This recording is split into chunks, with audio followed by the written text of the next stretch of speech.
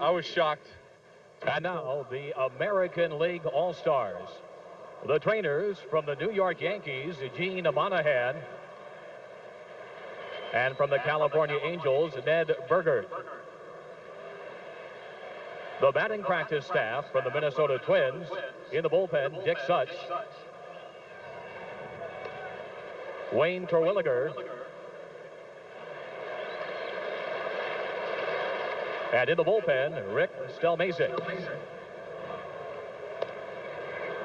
The coaches from the Kansas City Royals, Hal McRae. And from the New York Yankees, Buck Showalter. And now the players for the American League. From the Baltimore Orioles, outfielder Brady Anderson. And the pitcher, Mike Mussina. From the Boston Red Sox, pitcher Roger Clemens. From the California Angels, pitcher Mark Langston.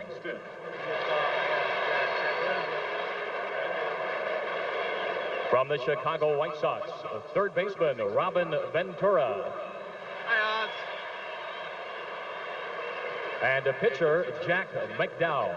Juan Tin, saludos a Ozzy Guillén. Cleveland Indians, infielder Carlos Baerga. Es uno de los latinos, Baerga, que están viendo ustedes allí en pantalla, de los Indios de Cleveland. Usted también es de Cleveland. Como ustedes saben, cada equipo tiene un representante. Es un detalle muy importante. Frank es el único que hay de tercera Detroit. base también. El único de Detroit. Él está por la entrada. Sí, él es regular tercera base, ahora está como shortstop en el juego de la estrella. Infielder Paul Molitor. Este es un hombre que ha tenido muy buena actuación con el bate en la liga, pero no ha podido en los juegos de estrellas. Este es un hombre que tiene mucho futuro en el béisbol, Chuck Knobloch.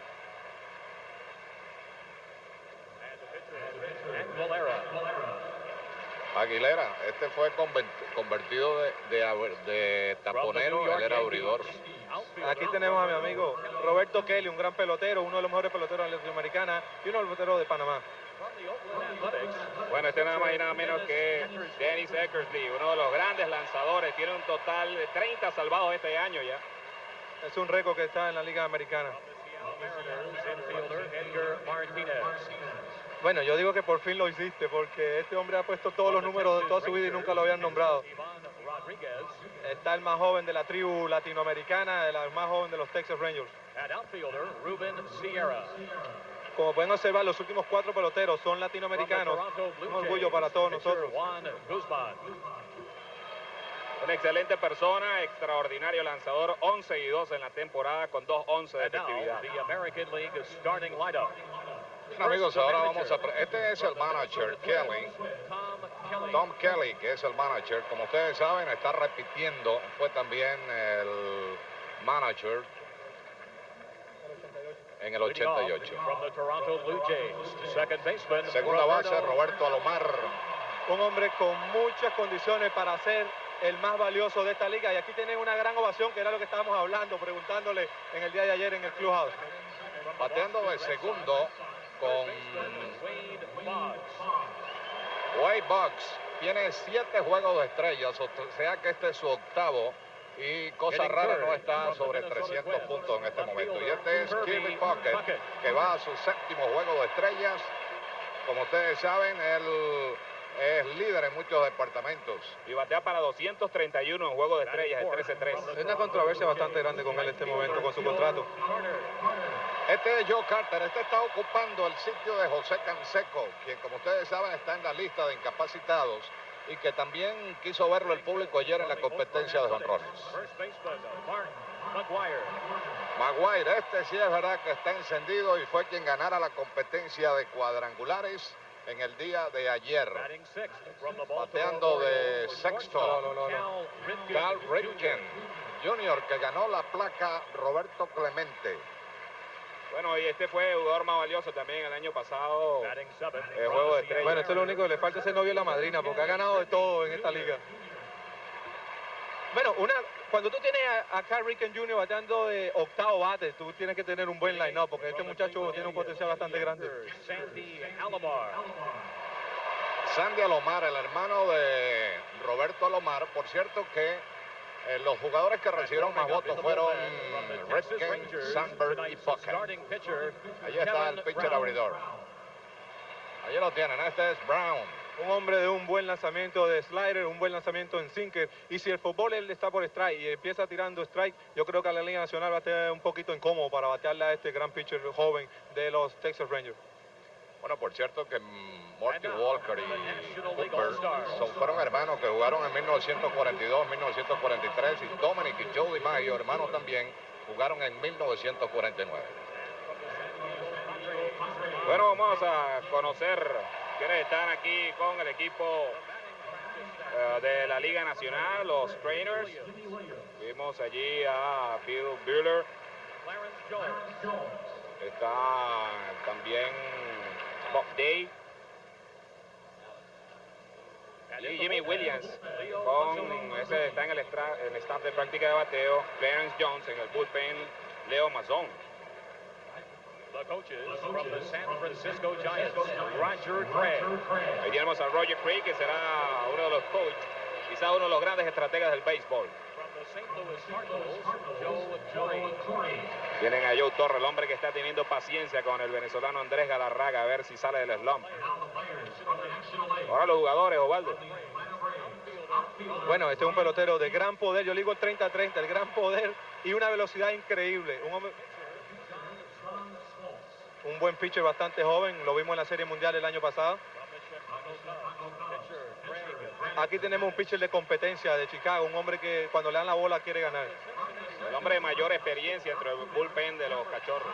Pasamos ahora a Cincinnati. Pete Roberts, la velocidad. Estuvo también con el equipo de San Diego. Ya tiene una ovación el chiquitico Robert. Chiquito en el cuerpo y grande en el corazón de todo el público de San Diego. Señores, qué clase de ovación están dándole a Pete Roberts. Esto es increíble.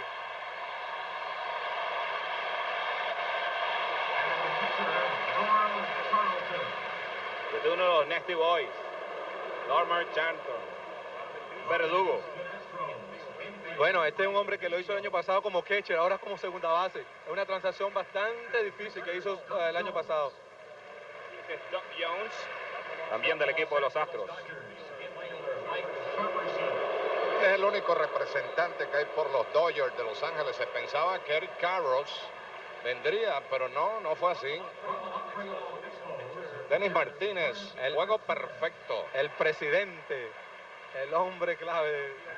Lanzó un gran juego perfecto él. Bueno, entonces hoy tenemos tres presidentes acá en el Jack Murphy. Tenemos a Denis Martínez. Se anuncia que estará el presidente de México y el presidente de los Estados Unidos, pero eso lo veremos más adelante. Vieron ustedes allí a... Este muchacho tuvo una lesión casi igual que la mía. Bueno, y está en un juego de estrella, espero yo regresar. Mi compañero de cuarto por 3 años, John Krug, cuando yo estaba con el equipo de San Diego Padres. Otra cerrada ovación es el líder bateador de la Liga Nacional, John Krug. Exactamente, batea para 3.46, Delio. Sí, señor, un gran bateador, se ha convertido en un gran bateador este muchacho. Aquí tienen a Tom Pagnosi, es receptor de los Cardenales de San Luis. Lo hemos visto en las series del Caribe también por Puerto Rico.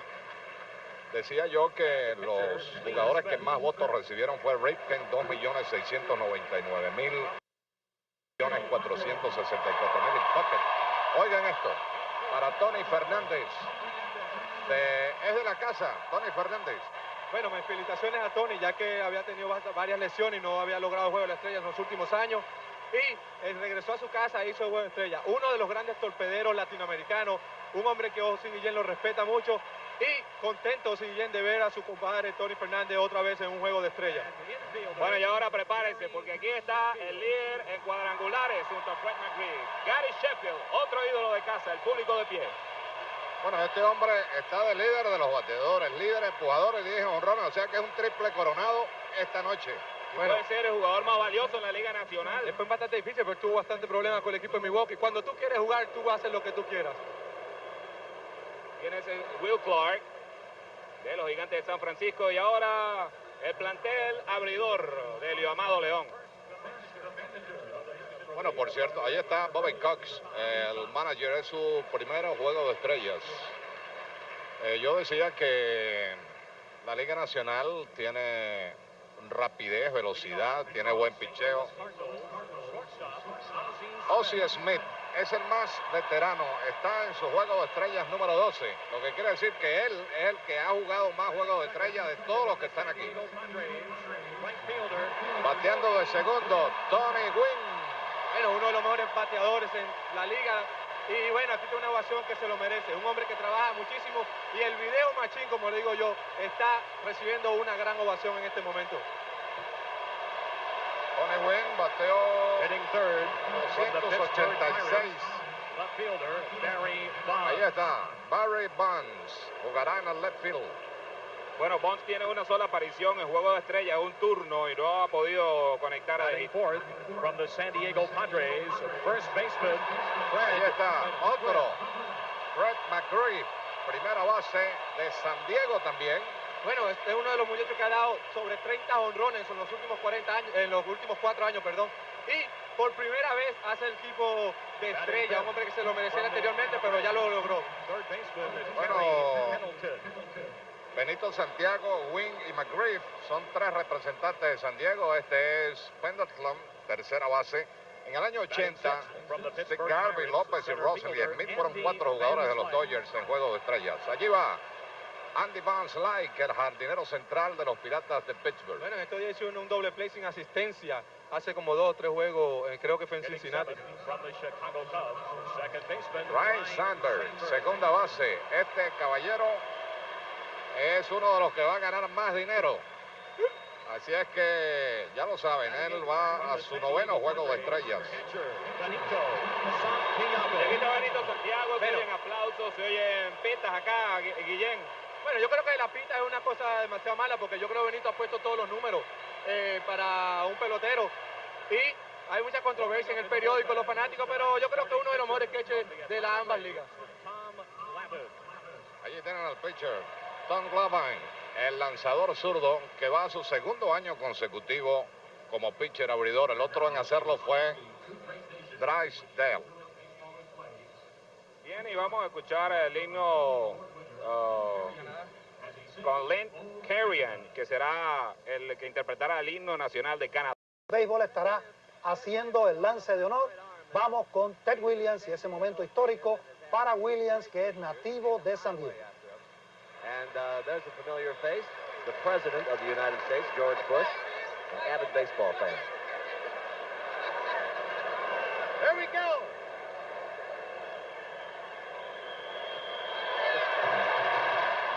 I think he got it over the plate. It doesn't matter, folks. He is Ted Williams, and a former baseball star from Yale. A nice moment. I suppose it's appropriate here in San Diego to turn the proceedings over now to a pair of Big Macs, Tim McCarver and Sean McDonough. Gentlemen, have a good one. Thank you very much, Pat, and good evening, everybody. What a nice moment that was, not only for Ted Williams, but that was his son, John Henry, alongside. Tim, they say that good pitching will always beat good hitting, and certainly in recent All-Star Game history, that has been the case. Over the last 8 years, there's been a total of only 37 runs scored. Should we look for another pitcher's game here tonight? I think all things point to another low-scoring All-Star game, what with the winningest pitchers in baseball going against one another, Tommy Glavine and Kevin Brown. The last time that happened, back in 1971, however, Doc Ellis pitched for the National League against Vida Blue for the American League, and there were 6 home runs hit and 10 runs scored. Of course, it's twilight time, but there's no sun out, and I think that's going to help the hitters a lot. So perhaps some unexpected fireworks here in San Diego tonight as the American League is looking for its 5th straight win. It would be the American League's longest All-Star Game winning streak ever. And how bad has it been for the NL in recent years? Not a single member of this year's National League squad has ever knocked in a run in All-Star Game competition. The first pitch after this.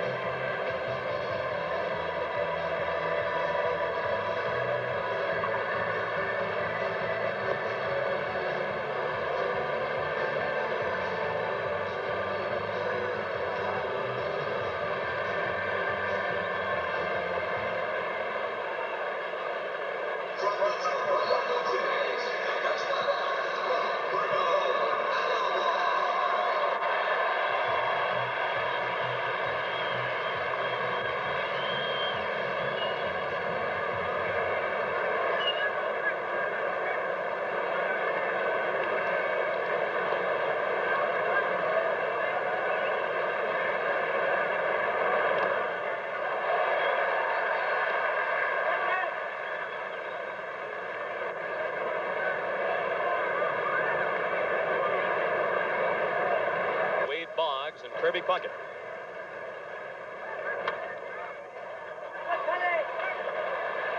It's quickly 0-2. The umpires with the honor of working this game: Doug Harvey of the National League behind the plate, Rich Garcia at first, Harry Wendelstedt at second, Greg Kosk at third, Tom Hallion along the left field line, and Tim Sheeta in right. On the ground, Ryan Sandberg to Fred McGriff for the first out of the 1992 All-Star game. We mentioned it in the opening. Fortunately, no shadows with which to contend by the hitters. So the hitters are very, very happy. It is an overcast evening here in San Diego. Much easier to see. Wade Boggs enduring the worst of his 10 seasons in Major League Baseball. He's never hit below 300 in the major leagues. He's at 263 at the moment. Tom Glavine has yet to throw Wade Boggs an all-star strike. Last year, he faced his idol, Wade Boggs, and walked him on 4 pitches in the all-star game at Toronto. Glavine grew up admiring Wade Boggs in suburban Boston. He's from Billerica, Massachusetts, and he said yesterday, I should at least be able to throw him 1 strike this time, but he hasn't yet. It's 2-0.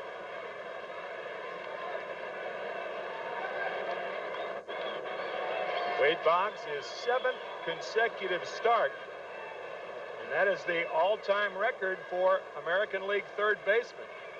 A lot of those out here in Southern California. Ready to go after the beach ball delay, and Boggs sends it straight back. Finally, Tom Glavine has thrown Wade Boggs a strike in all-star competition.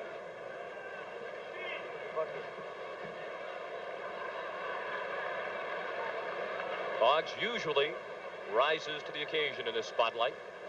He's hoping this all-star game will serve as a springboard for the second half of the year. That's a foul ball. 2 balls and 2 strikes, 1 out. The bases are empty in the top of the first. Tommy Glavine, the 11th National League pitcher to start 2 consecutive years. Our Major League pitcher, you mentioned Robin Roberts back in 53, 4, and 5 earlier. The last time an American League pitcher did it, Dave Steve did it back in 1983 and 84.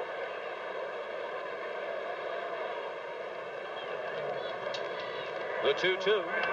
Breaking ball fouled straight back.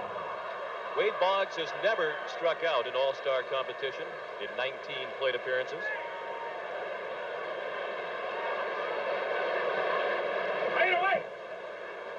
Only Charlie Gehringer, Red Schoendienst, and Ron Santo have had more all-star plate appearances without ever striking out. Up the middle, a base hit. Wade Boggs, the game's first base runner.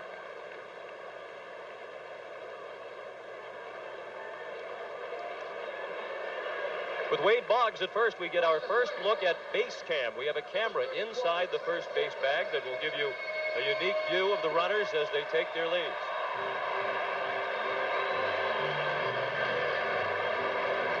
You might know that one of the slower runners on either side will be leading off. Not much of a chance for Wade Boggs to be running. Only one stolen base this year. Kirby Puckett sends the first pitch out of play.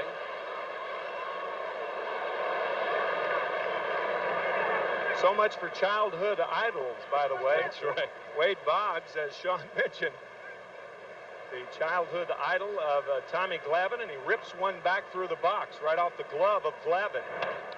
Puckett with a little pop-up in shallow center. A late start for Van Slyke, and it falls in.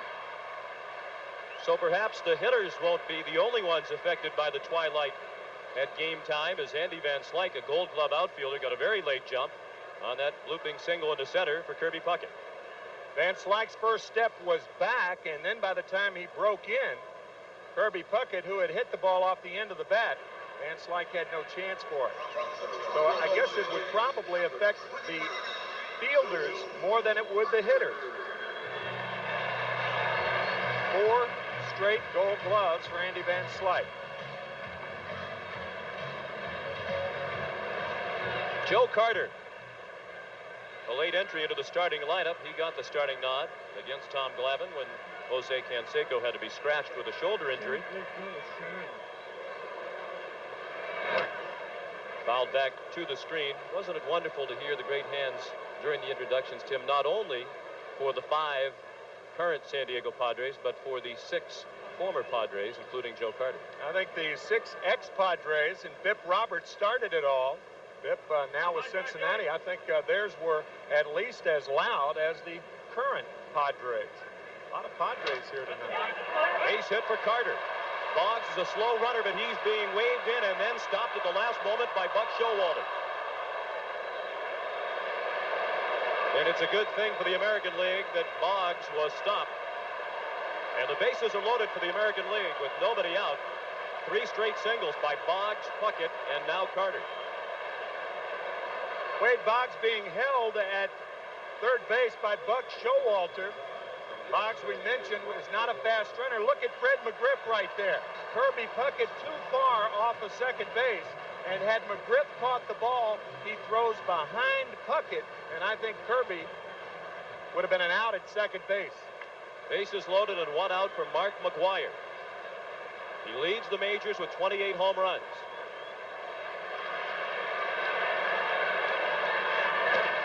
One nearly sailed to the backstop, saved by Santiago. Tom Glavine's only difficulty in recent years has been in the first inning. If he can get through the first inning unscathed, quite often he'll work a shutout.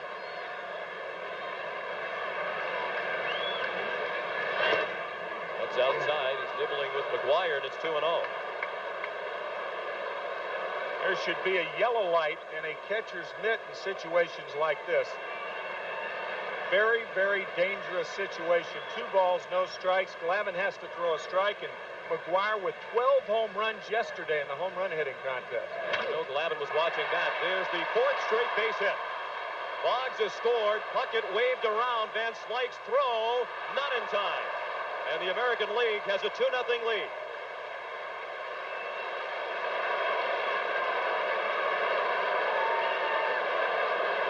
Kirby Puckett came awfully close to missing third base. That was a fine throw by Van Slyke, the 4th straight hit. All have been up the middle, by the way, off of Tommy Glavine. 2 RBIs for McGwire. Van Slyke charging hard, and his throw and sweep tag by Santiago, not in time to get Puckett. But Puckett came very close to missing third base as he rounded the bag. Still just 1 out. Glavine has surrendered 4 straight hits. And the 6th batter of the first inning is Cal Ripken Jr. of the Baltimore Orioles.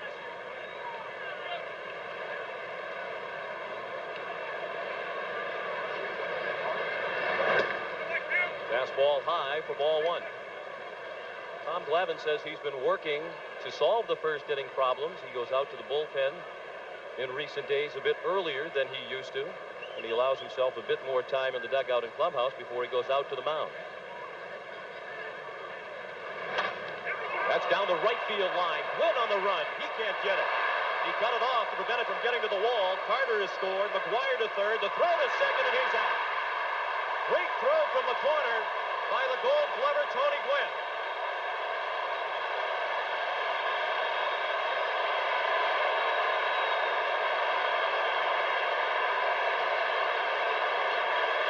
What a terrific play by Tony Gwynn. He cut it off and then throws an in-between hop to Ozzie Smith, and the sure-handed Smith makes a terrific play on the other end. Boy, that is a great play by Gwynn and Smith. Look at that pickup, and the tag, actually Ripken sliding into the tag made by Ozzie. Now Ken Griffey Jr. He looked at strike one. So 5 straight hits now for the American League. Ripken thrown out trying to stretch his to a double. 17 Gold Gloves between that tandem of Gwynn and Smith. 5 for Tony and 12 for Ozzie Smith. McGuire at third with 2 outs. 3 runs on 5 hits in the first for the American League.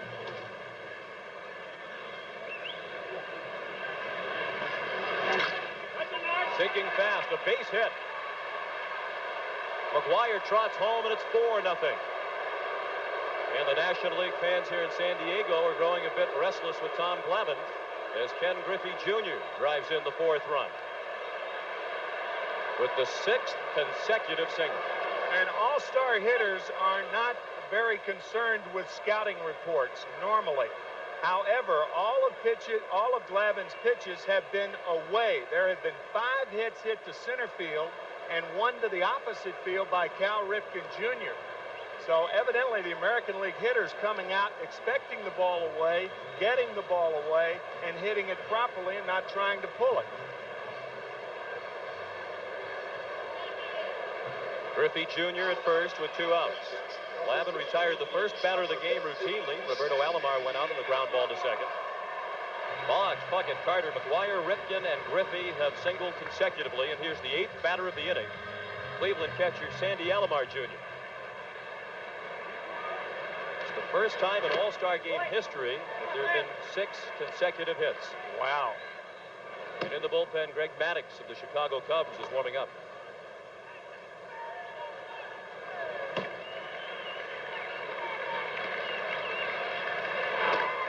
High and tight. 1-1 on Sandy Alomar Jr., the 3rd consecutive junior to bat for the American League, following Cal Ripken Jr. and Ken Griffey Jr., the American League in this case. That's why they call it the junior circuit. That's why they call it the junior circuit, right? In the hole, base hit off the glove of Ozzie Smith. 7 straight singles. Griffey Jr. to second on the play.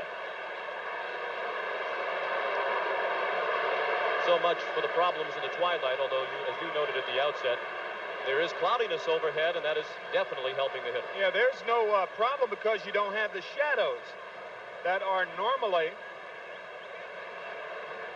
there between the pitcher's mound and home plate when the starting time is like this. The ball just off the glove of Ozzie Smith.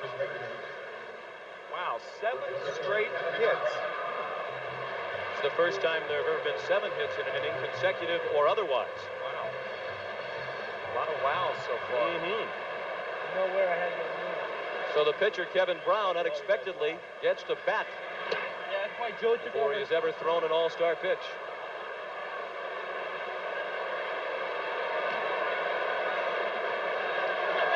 I wonder if this will help or hurt Kevin Brown as he prepares to go out to the mound at the bottom of the inning. Are you kidding? With 4-run cushion. However, he pitcher, probably didn't expect to hit. Pitchers love to hit in the first inning.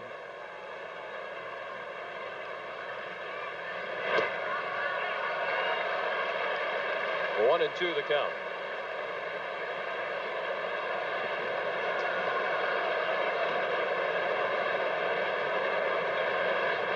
Nothing American League. We're still on the top of the first. First and second and 2 outs, and Brown strikes out, and the nightmare's first inning comes to an end for Tom Glavine. Ozzie Smith, Tony Gwynn, and Barry Bonds will get the National League started when we come back to San Diego, Jack Murphy Stadium. With a better ratio of ground balls is Bill Swift. Bill, of course, the pitcher for the San Francisco Giants, but look for a lot of ground balls off Kevin Brown. Ozzie Smith leads off. And Brown's first ever All-Star pitch is a strike.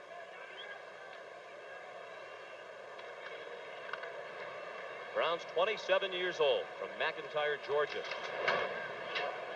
City of Atlanta should be proud tonight. Tommy Glavine representing Atlanta, and Kevin Brown attended Georgia Tech University down in Big A.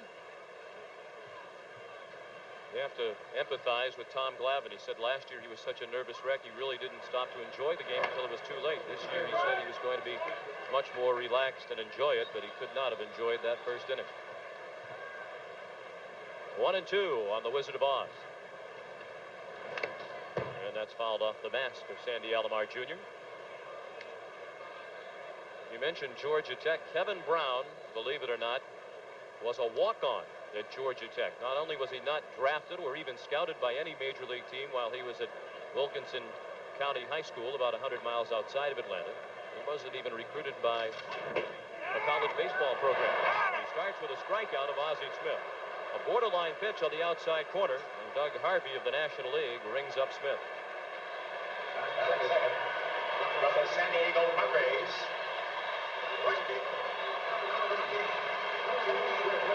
now Mr. Padre.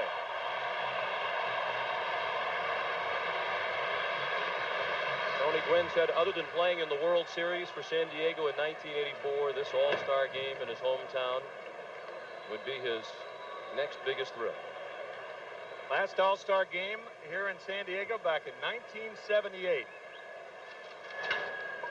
Gwynn in the air in left center. Kirby Puckett playing left field tonight makes the catch on the edge of the warning track. 2 down in the bottom of the first. The American League with a 4-0 lead.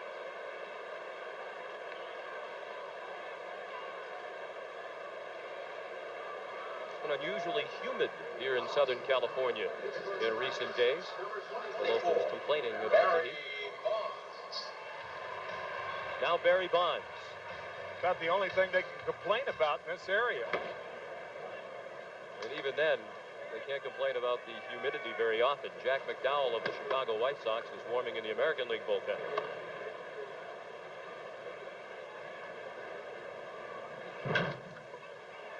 In the air again to left. Kirby Puckett makes the catch. 4 runs in the first inning, ties an All-Star game record done 3 other times. The American League comes up again. Boys, let's have some fun today, and everybody be ready to play the first inning. We don't want to lose the game in the first innings. Let's win the game in the first inning. We can do that. Let's have a good day. He's a prophet. He is indeed. Tom Glavine delivers the first pitch of the second low. Roberto Alomar leads off for the second straight inning. He started the ball game by bouncing to second. He starts the second with a looping base hit into right center.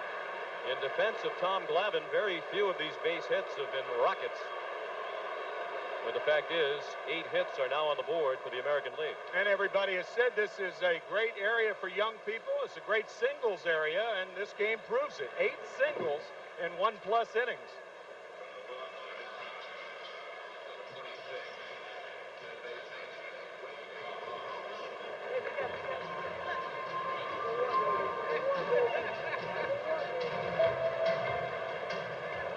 Now Wade Boggs with the first of the 7 consecutive singles last inning, and he scored the game's first run.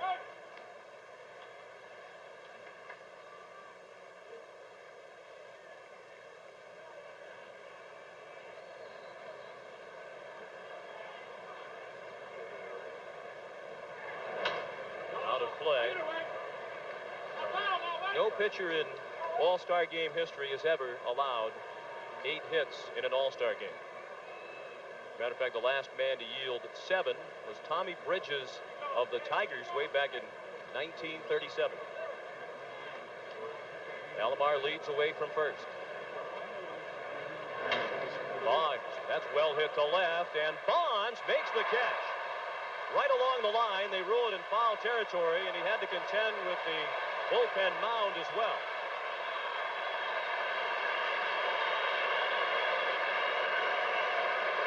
Fine play by Barry Bonds, and there's that mound with which Bonds had to contend, as Sean said, tripping over the mound, and he has the wherewithal to turn and throw the ball to second base.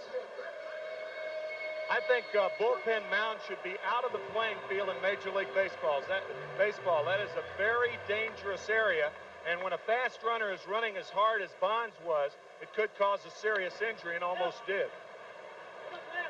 Kirby Puckett, the batter, 1 strike the count. He singled to center and scored in the first. The American League batting in the second with a 4-0 lead.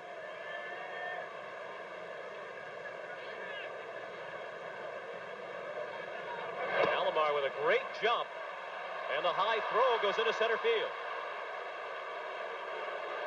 Alomar remains at second. It's a stolen base, and now you hear some boos for Benito Santiago. The big question here in San Diego the last couple of days was, would he be booed or cheered during the introductions, because he has been being booed regularly at home.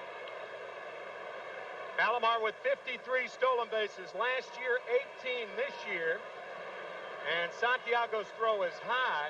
As a matter of fact, Santiago has led the National League in errors 4 of the last 5 years.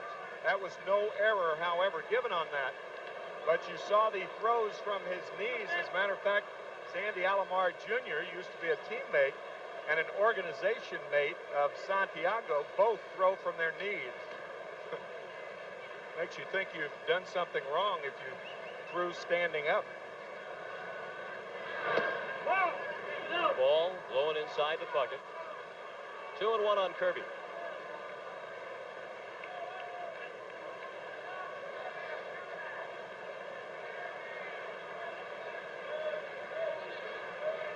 I thought it was nice that during the introductions there were many more cheers than boos for Benito Santiago.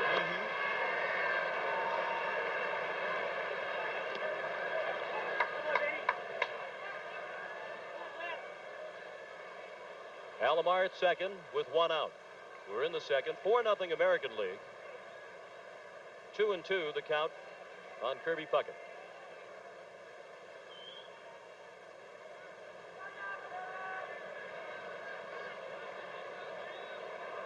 Puckett, one of 13 potential free agents at the end of the season, who's playing in the All-Star game tonight.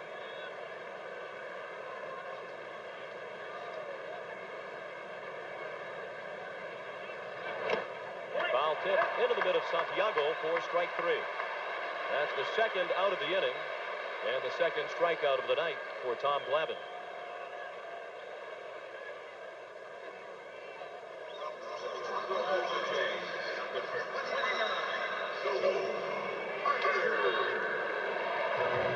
Now Joe Carter. He singled and scored in the first. Mentioned Glavine's difficulty in the first inning. In 19 starts for the Braves this year, he has surrendered 19 first-inning runs. He gets through that. Usually he's okay. He's pitched 5 shutouts.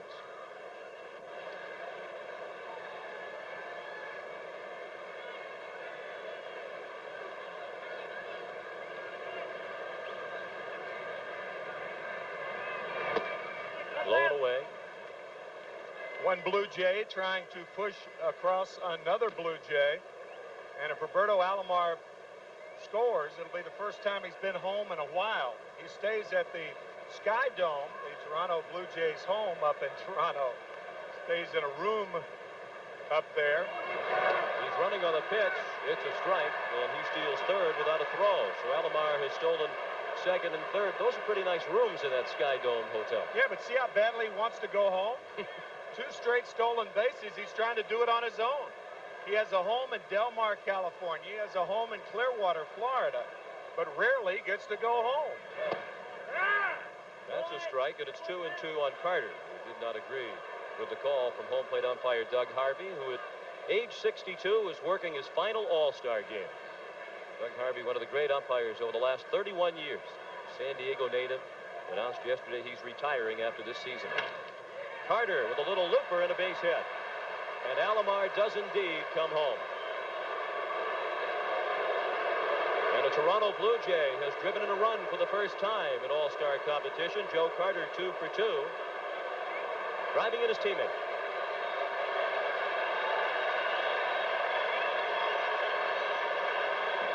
That's 5 runs on 9 hits now for the American League, and it might mark the end of the night for Tommy Glavine as Bobby Cox is on his way to the mound. And Greg Maddux of Chicago will be the new pitcher.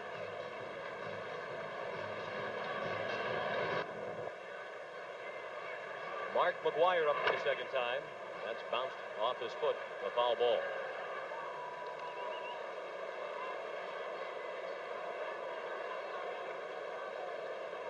Here's what Bobby Cox had to say to his starting pitcher when Glavine came out of the game. Tommy, I've never seen so many balls fall in my whole life. Unbelievable. Huh? Gee, yeah. Off the end of the bats, half of the goal face right there. Yeah. Hang with him, big guy. Well, that's a way for a manager to soothe his pitcher's nerves. Or a few bleeders mixed in, that is for sure. Terry Pendleton throws McGwire out, and that ends the inning. One more for the American League in the second. After an inning and a half in beautiful San Diego, it's 5-0 for the American.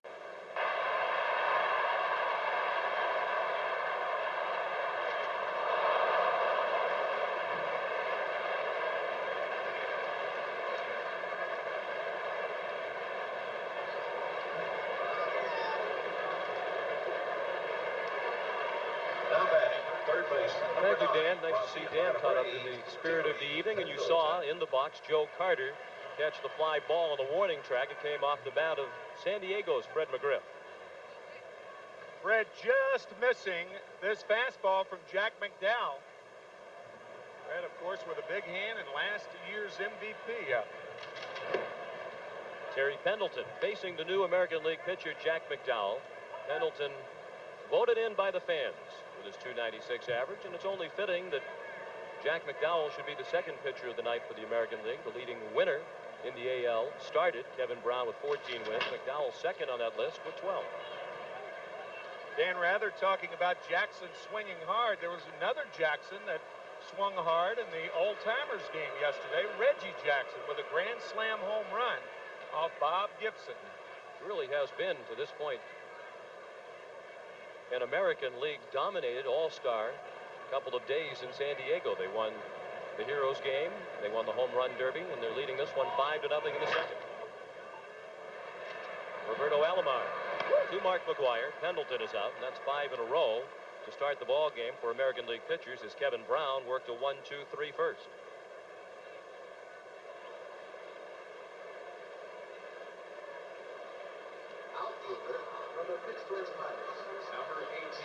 From time to time in the background, you might be able to hear the players being introduced over the public address system. Each player is being introduced on tape by his home stadium public address announcer. So if some of the voices sound familiar to you in the background around the country, they should. Jack McDowell's first pitch to Andy Van Slyke, a ball.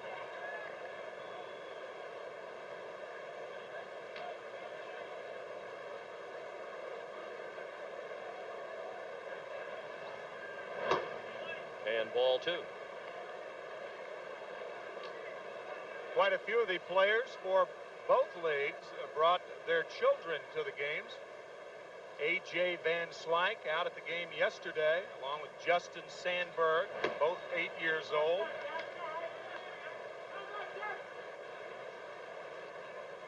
And they each had interesting things to say that we'll share with you as the night goes along. They did indeed.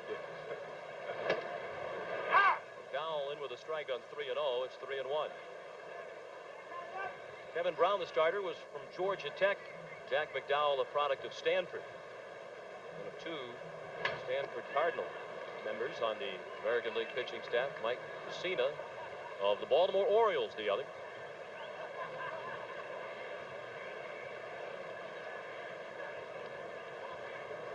Three and 2 now on Van Slyke. 2 outs and the bases are empty in the bottom of the second. 5-0 American League.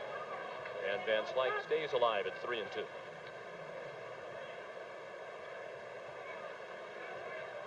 If he can keep the inning going,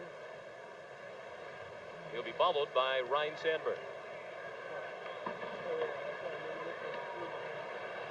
It is a very quiet pro-National League crowd at the moment. Ken Griffey Jr. drifts toward left. And for the second straight inning, the National League goes in order. After 2 at San Diego Jack Murphy Stadium, 5-0 American League.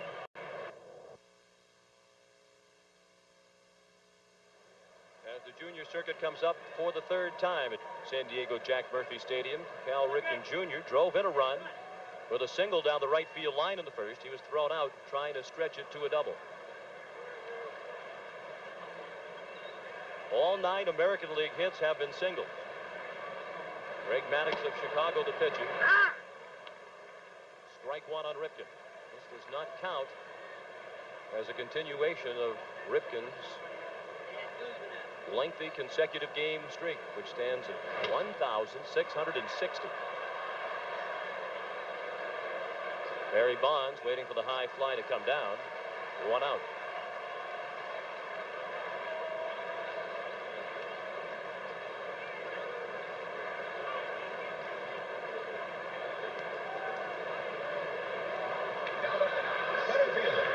That'll bring up Ken Griffey Jr. He had the 6th of the 7 consecutive singles in the first inning, and he drove in a run.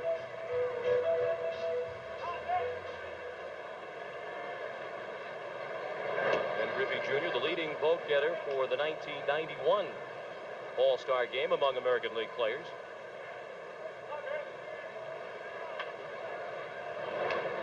And he's ahead in the count, 2-0. And 3 years ago, he became the 9th All-Star player under the age of 21. And the American League with another one this year, Ivan Rodriguez of Texas. He is 20. Griffey, 23 years old, and he's been in 3 straight All-Star games. That's well hit to left. Bonds on the run, looking up, and it is gone. That's wide.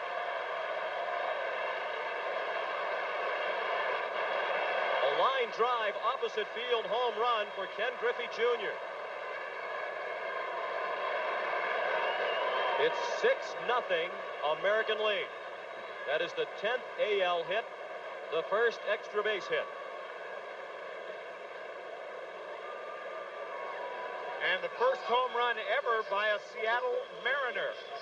How proud they must be up Seattle way. A sinker away. This ball is drilled to left field. 2 RBIs now for Ken Griffey Jr. He is 2 for 2.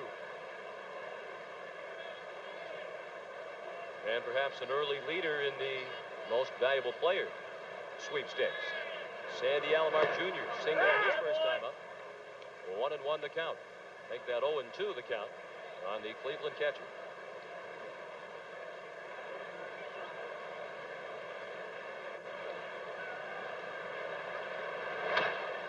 Out of play and right, still 0-2. Normal speed, Ken Griffey Jr. right here. 3 straight All-Star games.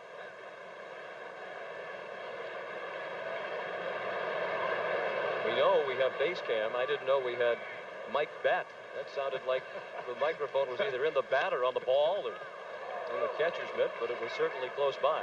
Mike Batcam. And, you know, speaking of Mike, Greg Maddox's brother, Mike, left Greg his locker.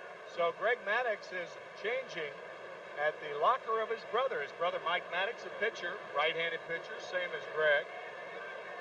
And Mike, a pitcher for the San Diego Padres. Mike Maddux, one of the few San Diego players who didn't have to clean out his locker. He said he was willing to let his brother Greg use it as long as he promised to leave it clean when he left. Reasonable. The 1-2. Slapped down to first. A tricky hop, but McGriff stayed with it. He flips to Maddux for the out. 2 down in the 3rd. The bases are empty. The American League leads 6-0.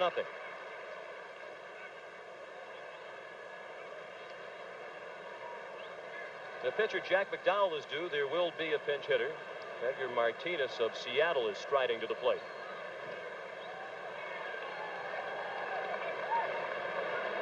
Tom Kelly telling us before the game that he will probably, the way Tom explained it, he said in a perfect world, I'll have Brown go an inning, and then McDowell an inning, and then Juan Guzman an inning, Roger Clemens an inning. And if anybody on the American League staff goes more than one inning early, it'll be Mike Messina. Martinez swung at his first ever All-Star pitch and bounced to second. That ends the inning. Another run for the American League on the home run by Ken Griffey Jr. of Seattle. And after 2.5, it's 6-0 American League. And we'll return to the 63rd All-Star game after this message and a word from your local station.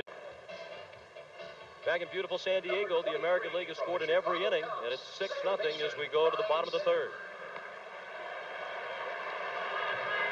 Ryne Sandberg leads off. He was the leading vote getter this year among all National League players. Facing the new American League pitcher, Juan Guzman of Toronto, who crossed up Sandy Alomar Jr. with his first pitch. They're trying to get straight on the signs right now. Guzman making his first ever All-Star appearance. He's 25 years old, from the Dominican Republic. Fastball in for a strike, 1-1. This is like a North American All-Star game. 6 players from Puerto Rico, 2 from the Dominican, 1 from Panama, 1 from Nicaragua, and 1 from Canada. Straight back in our direction. There are more foreign-born players in this game than any other in quite a while. 11 foreign-born players, as Tim mentioned, and that is the second highest All-Star total in history. Sandberg strikes out for the first out of the inning. Well, what is in a number? We mentioned that Justin Sandberg was with Ryan in yesterday's workout, and this is what transpired between Justin Sandberg and me.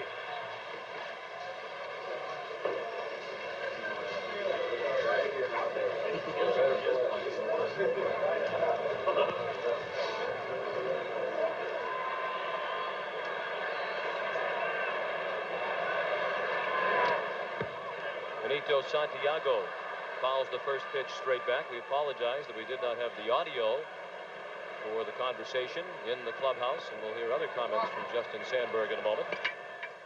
Benito Santiago making what he expects will be his final All-Star game appearance in a San Diego uniform. He's asked to be traded. He can be a free agent at the end of the year. He's behind in the count here, 0-2. The National League is still looking for its first base runner with 1 out in the third.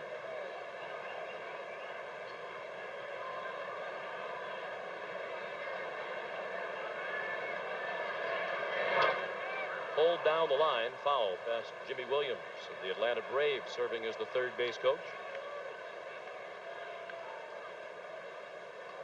Santiago on the disabled list for 6 weeks.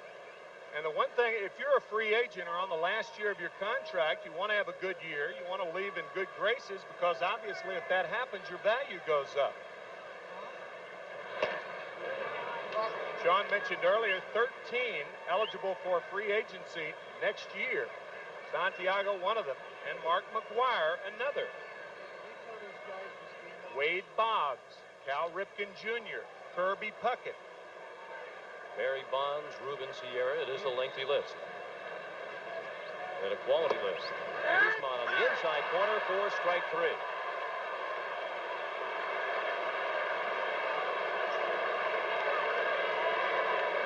Now, we talked about the Ryne Sandberg and the bringing of his child Justin yesterday, and here's what happened. What does that 23 stand for? Michael Jordan's number and my dad's number, and then a lot of other famous baseball players. What's your favorite baseball player's name? Ryne Sandberg. Why is that? Because he's my dad. He's his favorite baseball player, but when he had to list his favorite 23s, Michael Jordan, a typical Chicago kid, as Justin Sandberg mentioned Michael Jordan first. Larry Walker of the Montreal Expos is the batter, another of the foreign-born players. We mentioned 11 of them in this game. Larry Walker is from British Columbia. The only other time there were more foreign-born players, 1968. A record 13 from outside the United States in the All-Star game that year.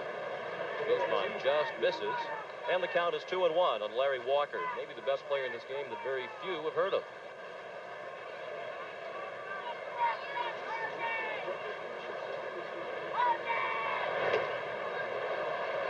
Talking about numbers, Pat O'Brien informs me that Michael Jordan's son, Jeffrey, who is 8 or 9 years old, his favorite player is B.J. Armstrong with the Bulls. Tough to have your son to have your number as his favorite. From deep third, Wade Boggs has to hurry. Safe is Walker. He's the first base runner for the National League. With 2 outs in the third and with the American League on top 6-zip.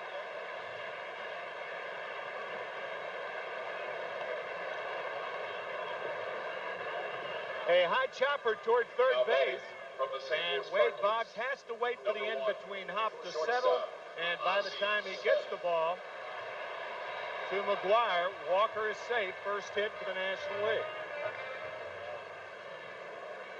Ozzie Smith, the batter. That's to left. Puckett charging hard. Couldn't get it. Walker's on his way to third. He'll be held there. Ozzie Smith into second with a double.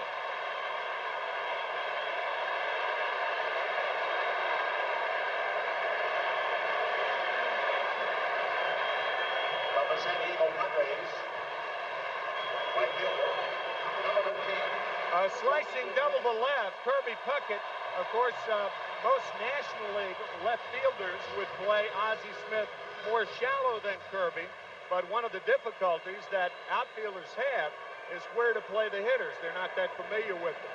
But that ball missing the glove of Puckett, and it hit his knee. Had it gotten through, Walker probably would have scored. Back-to-back hits for the National League. Neither of them well struck. Here's Tony Gwynn, who was out on a fly ball to left. His first time up. Gwynn, a 4-time batting champion, 8 times an All-Star now. He's won 5 Gold Gloves. And he's on his way to batting 300 or better for the 9th consecutive season. You can understand why they call him Mr. Padre here in the San Diego area.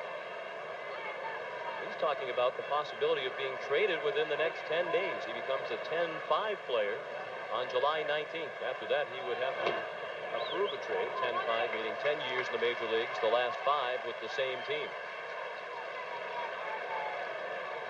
Padres having financial difficulties. Gwynn thinks they might move him. 2-1 the count. First threat of the night for the National League, and it's a pop-up drifting toward the stands. Boggs will not have a play. I think moving Tony Gwynn would be ill-advised by San Diego. I mean, if you have financial difficulties, the best thing to do is to win. And I think Tony Gwynn gives them the best chance to win. Padres in third place. They just swept the Phillies. Why in the world would they even think about trading Tony Gwynn? It's an excellent question. Except, as Padre management noted in the paper this week, they think they're going to lose between $8 and $9 million this year. Gwynn next year starts into a 3-year contract extension worth $12 million. You'd get some of that back in postseason play. 3-2 pitch. In on the hands and fouled away. I doubt very strongly that the Padres would trade him. There would be a major uprising in the San Diego community if Tony Gwynn was sent packing. Larry Walker, the runner at third for the National League. Ozzie Smith at second. 2 outs. 6-0 American League. In the third. Chance for the National League to get back in it. And Gwynn is battling Guzman tough.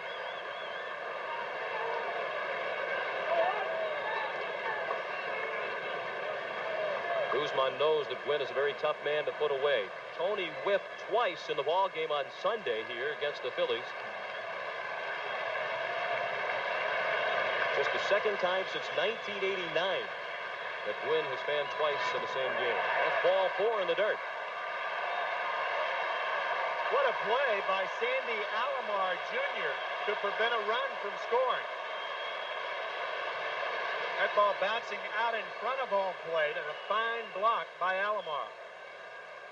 So now the bases are full for the man many believe is the best all-around player in Major League Baseball today, Barry Bonds. And another look at the block by Alomar.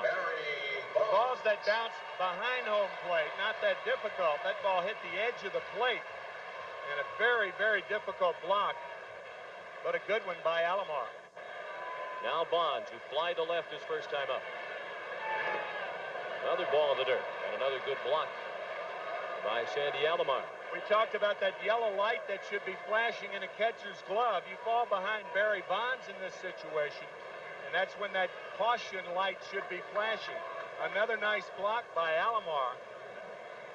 Barry Bonds with a chance for a Grand Slam home run. There's only been one in All-Star history. That 1983, Fred Lynn hit it. Tim, you covered a couple of All-Star games. How difficult is it for the catchers to adjust to the stuff of the different hurlers that they're unfamiliar with? I think it's very difficult. I mean, we came out and saw Juan Guzman crossing up Alomar on the first pitch. Very, very difficult on the catchers catching the different pitches. The 1-0. Fastball popped up.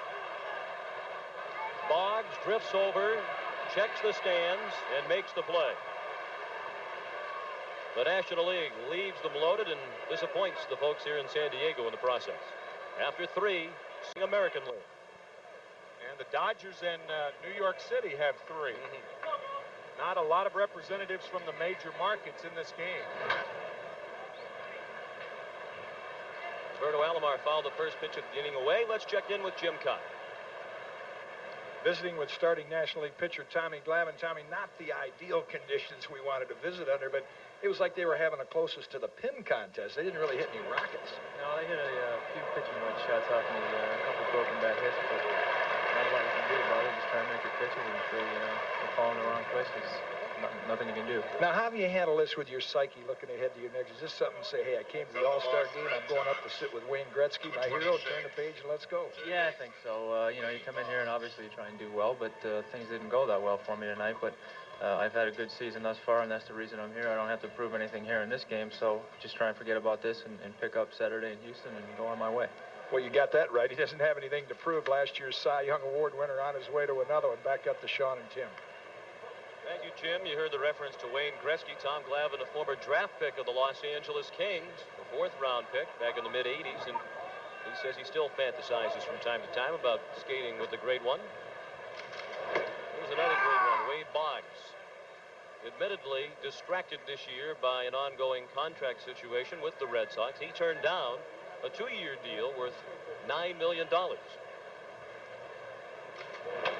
Hone watched Boggs foul it off his body in the box. 0-2. Boggs has been up twice previously. He singled and scored in the first. He lined to left in the second. Very difficult in the major leagues to negotiate a contract and a pitcher. As you look at number 24, left of your screen, Willie Mays. Bill White, the National League president, to his left and your right. Boggs called out on strikes. He's now 1 for 3. Bill White has never won this game as the National League president. He is 0-3 and retiring after this year, so this is the last chance for them to win one for him, as you heard Bobby Cox tell his charges before the game. Bill and Willie teammates in the late 50s with the San Francisco Giants. Kirby Puckett, the batter. 1 strike the count. Kirby has singled and scored, and he struck out in the second. You'll get differing responses when you ask people around an All-Star game about the importance of winning, but not from the 2 league presidents. That was Dr. Bobby Brown of the American League you just saw. And I asked Bobby Brown yesterday, how important is it for your league to win? He said, it's the only thing. That's the only reason why we are here. Down to third to Terry Pendleton. And Cone works a 1-2-3 inning. After 3.5, the American League 6 and the National League nothing.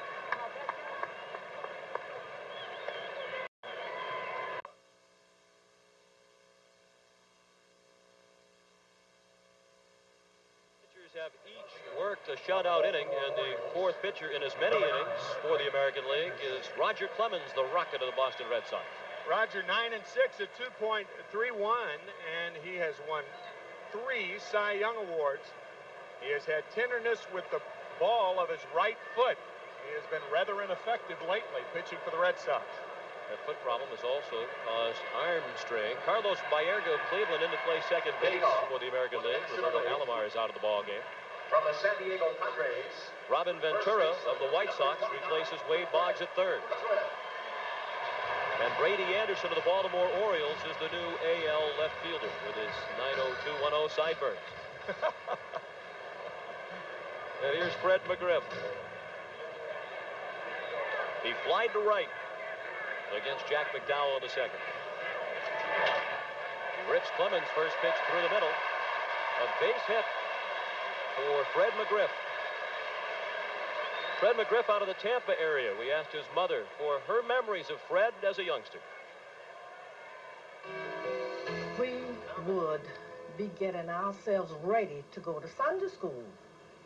And this particular morning, guess what Freddie was doing? Freddie was back there shining his baseball cleats. And I says, Freddie, I says, it's time for Sunday school and you shining baseball cleats. As far as he was concerned, the Sunday school shoes were fine as they were. But those baseball cleats had to be shined. Well, Fred can play Major League Baseball and shined cleats now, as his mom called them. Cleats, of course, for football, spikes for baseball. Fred doesn't have to worry about shining his baseball cleats anymore. No, indeed. No. One of the nice things about being a big leaguer, a great selection by the fans across Major League Baseball was Fred McGriff. For the first time, he made it to the All-Star game, and he is a most deserving recipient, as is the man at the plate here for the first time, Terry Pendleton of the Braves. McGriff was the only man to have hit 30 or more home runs in each of the last 4 years, and he was very disappointed when he was not selected last year to go back to Toronto, where he started his Major League career.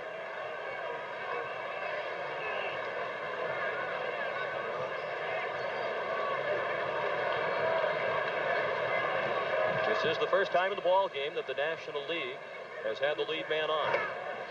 Pendleton looks at strike 2, 1-2 on Terry Pendleton. Andy Van Slyke to follow.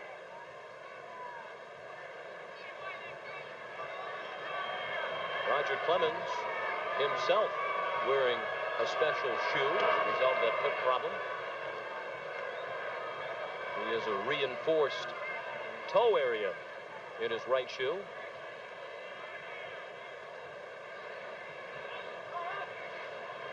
A lot of strain as he drives off the mound. Base hit for Terry Pendleton.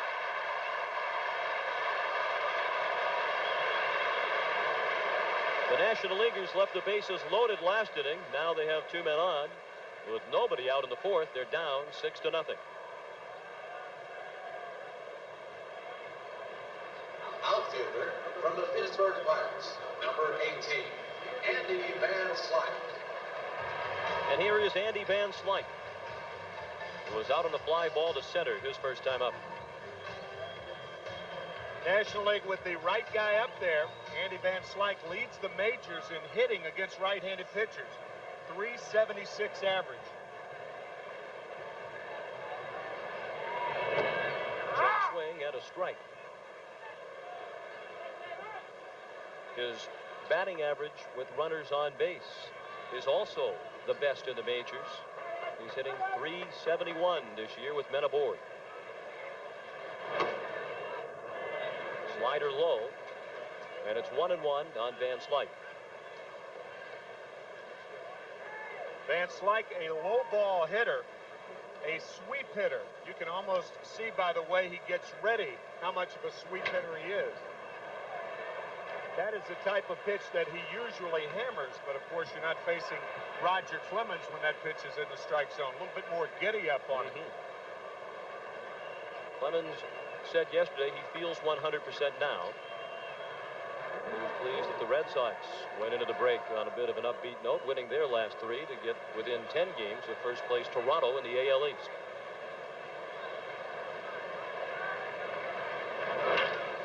Double play ball. Baerga to Ripken to McGuire. 4-6-3, 2 outs and a runner at third now for the National League in the bottom of the fourth. Jimmy Williams says hello to Fred McGriff. What do you think he just said? Hello, I'm Jimmy Williams of the Atlanta Braves. That's his old manager, Jimmy Williams, the former manager with the Toronto Blue Jays. When he was traded to the Toronto Blue Jays by the New York Yankees, George Steinbrenner would later call it the worst trade in Yankee franchise history. And you can't disagree with that. Certainly among them. Ryne Sandberg, a weak ground ball to Baerga. And once again, the National League threatens, but they fail to score in the fourth. After 4 in San Diego, it's 6-0 American League.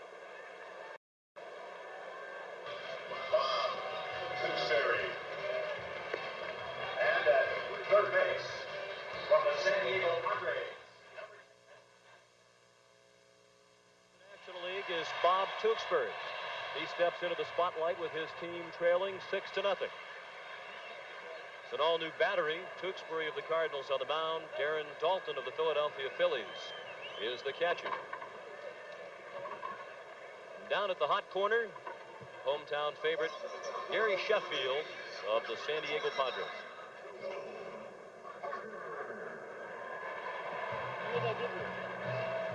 Joe Carter, the hitter. He's working on a perfect night. Tewksbury's first pitch, a ball.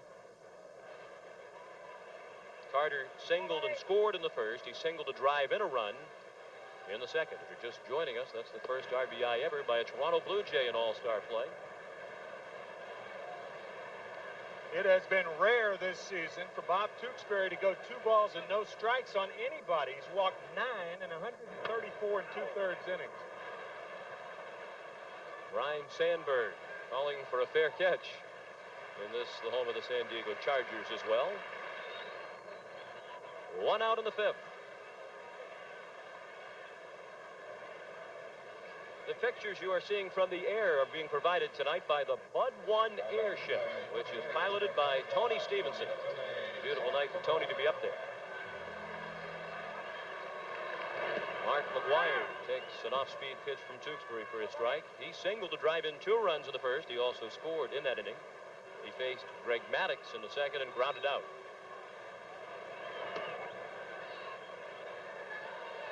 Tewksbury's a native New Englander. He's from Concord, New Hampshire, making his first All-Star appearance. Routine pop-up. Again, it's Sandberg, 2 down. And all of a sudden, National League pitchers, Maddux, Cone, and Tewksbury have combined to retire 7 in a row.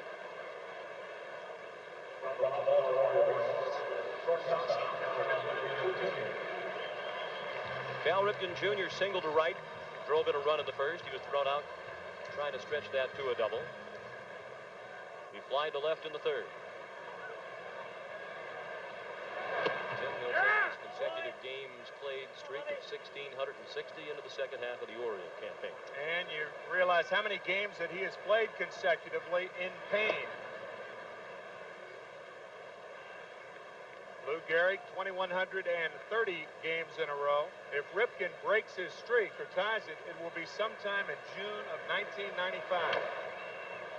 Speaking of pain, it's fouled off his foot. It is particularly impressive when you consider that the second longest current game streak in Major League Baseball is 139 by Carlos Baerga of the Cleveland Indians, a fellow All-Star. Brett Butler had his snapped at 235 for the Dodgers over the weekend. And Joe Carter earlier in the year at 242 before he set out.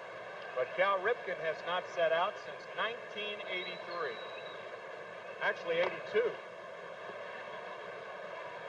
That's a foul ball. Battery taking no chances. And it is not a foul ball, it's an out. Ripken claiming the ball came up and brushed him off the arm, and it certainly looked like it did from here. But Doug Harvey thinks he was just trying to buy a call, and that ends the inning. Well, let's see if it came up and hit the shirt sleeve of Cal Ripken. It looks like it may have. Definitely changed directions. Doug Harvey didn't see it, so Ripken's the third out. 1, 2, 3, go the American Leaguers.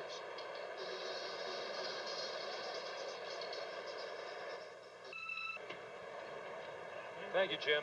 New pitcher on the mound for the American League is Mike Messina of the Baltimore Orioles, and he's working to Darren Dalton.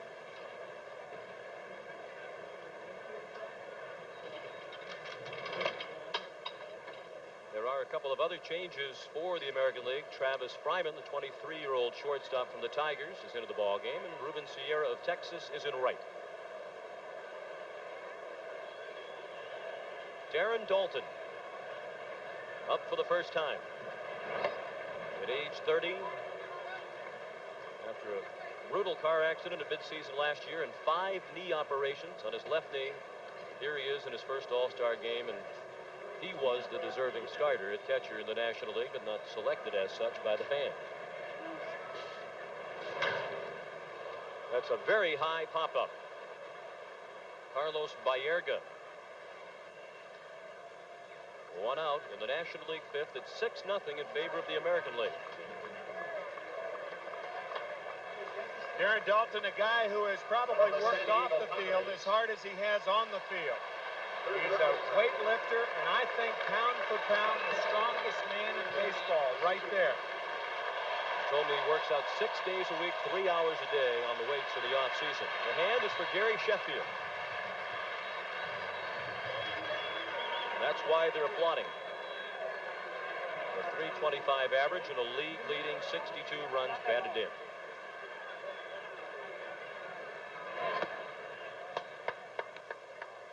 It would be interesting to know what the reaction of living rooms in Wisconsin was as Gary Sheffield strolled to the plate. He is a former Milwaukee Brewer, and it was a miserable experience for him. So coming to San Diego and being fully healthy is the reason why he has completely turned his career around. It's tough to admire some of the things he did in Milwaukee. He admitted that from time to time, in his desire to be traded, he would intentionally throw balls away. So it was not only a miserable experience for him, but Milwaukee shared in that. Milwaukee and his teammates and his manager, Tom Trebelhorn, who's now a coach with the Chicago Cubs. He's out on the fly ball to Brady Anderson in left. 2 down in the fifth. 6-0 American League. If you're just joining us, the AL scored 4 times in the first on 7 consecutive singles. They added a run in the second, an RBI single by Joe Carter, and Ken Griffey Jr.'s home run in the third made it 6-0. Ozzie Smith up for the 3rd time. Facing Mike Messina in his 2nd year in the major leagues, in his first All-Star game. Like Jack McDowell, who preceded him on the American League mound, he is a graduate of Stanford, and he needed only 3.5 years to get through one of the most difficult universities in the country. So he could pitch and tell you how he does it, too. His degree was in economics, which would serve an all-star in this day and age very well. Absolutely.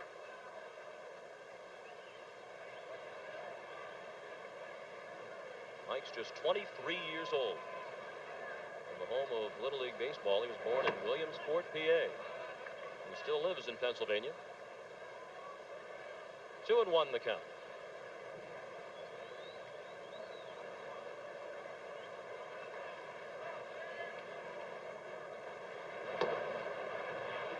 Ball 3.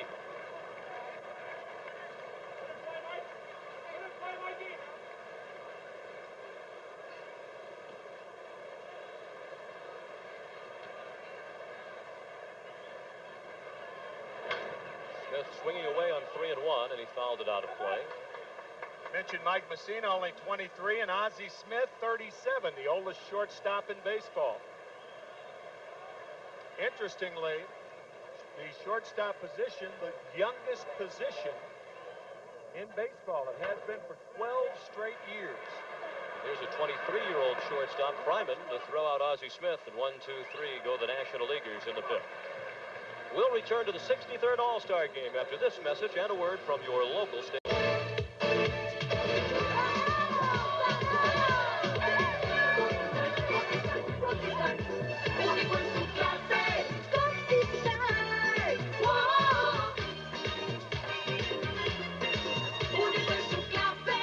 And 20 baseballs are are signed by the All-Stars and then distributed primarily back to the All-Stars. And it obviously is one of the more cherished mementos from All-Star play.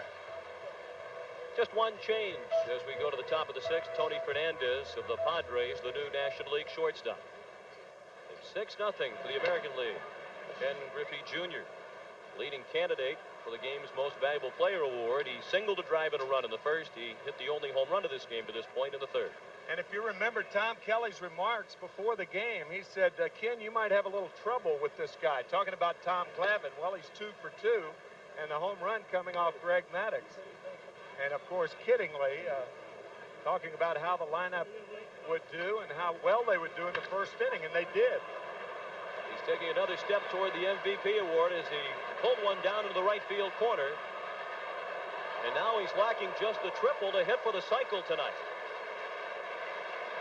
A single, a home run, and now a double for Ken Griffey Jr. of the Seattle Mariners.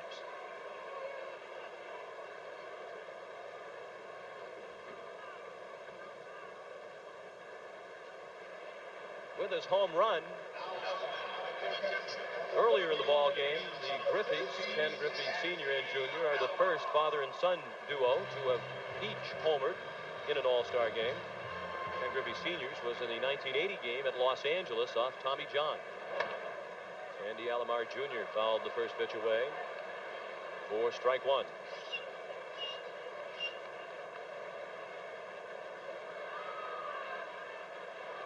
Single was in the first inning for Alomar. It was the 7th of the 7 consecutive singles. Good piece of hitting there. He got the ball to the right side. Get the runner to third. Ken Griffey Jr. at third with one out, and here's Jim Cott.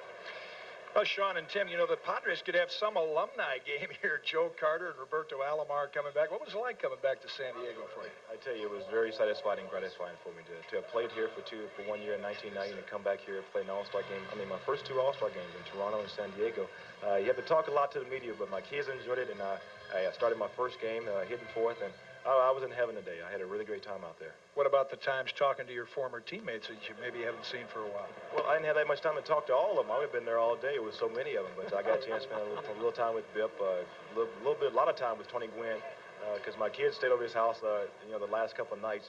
But, I mean, it's great for the Padres to host the All-Star game and have so many players involved. Joe Carter, an All-Star wherever he goes. Back to Sean and Tim. Thank you. And while the gentlemen were chatting, Brady Anderson in his first ever All-Star at bat bounced to the first baseman McGriff unassisted, and Griffey Jr. is still at third now with 2 down. We're in the 6th. It's 6-0 in favor of the American League. And here's Carlos Baerga. He tuned up for the All-Star game by hitting .500 in the week leading up to the All-Star break. Carlos, a switch hitter. And it was his dad, Jose, in his native Puerto Rico, who taught him to be a switch hitter when he was 8 years old. Carlos said his father told him then, become a switch hitter, that's your best bet to get to the major leagues. And if you really work hard at it, someday you'll be an All-Star. And Carlos said when he called his father to tell him he had been selected to the All-Star team, his father cried on the phone.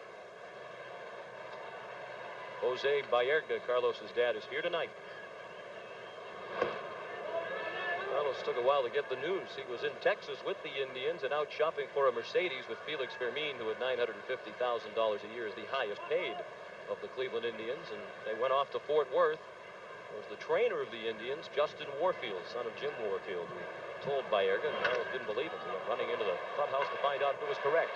Not only was it correct, but now he's driven in a run in an All-Star game. With a gapper to left center, Griffey has scored. It's a double for Carlos Baerga. And you have to think Jose might be either smiling or crying again. And if you keep driving in runs, you can keep driving Mercedes, too. A fastball away from Tewksbury, rifled to left center field.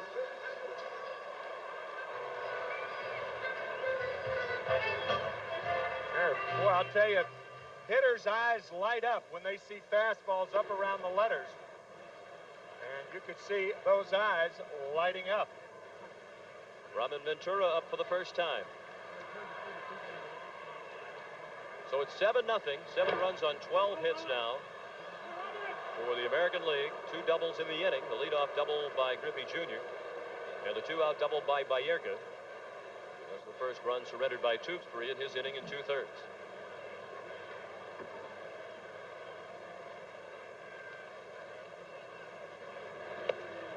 Breaking ball just missed. Tewksbury was a logical candidate to be the starting pitcher for the National League in this one. He leads the league in earned run average, 1.87. I asked Bob the other day if he was disappointed not to be selected the starter. He said, no, I would go to the All-Star game and just shag balls behind second base or help clean up the dugout. I'm just happy to be there. He's a great story. He's battled back from a couple of operations to his pitching arm, one to his elbow, one to his shoulder. Fair ball off the glove of McGriff. Bayerga is coming around to score. It's 8-0, and Ventura has the 3rd American League double of the inning. The throw got away as it came back into the infield, and Sheffield had to track it down near the left field line. And Robin Ventura, with that flat bat swing of his, lines one off the glove, a one-hopper off the glove of Fred McGriff. So Ventura with the double to drive in a run. 13 hits now for the American League. They started with 9 singles, then a home run for the 10th hit, now 3 consecutive doubles. They're due for a triple. Here's Ruben Sierra. Up for the first time tonight. And he looks at strike 1.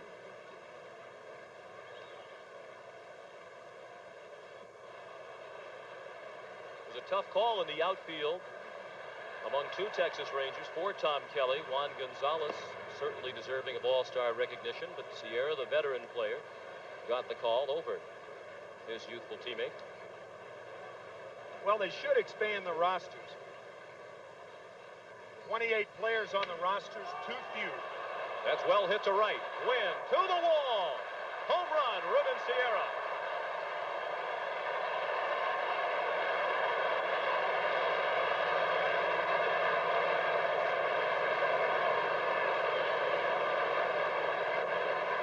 A 2-run homer, and it's 10-0. That's the 2nd home run of the night for the American League, and their 14th hit. Bobby Cox is probably sitting there saying, it's tough enough to hit with 2 hands. What about hitting it that far with 1 hand? Watch this.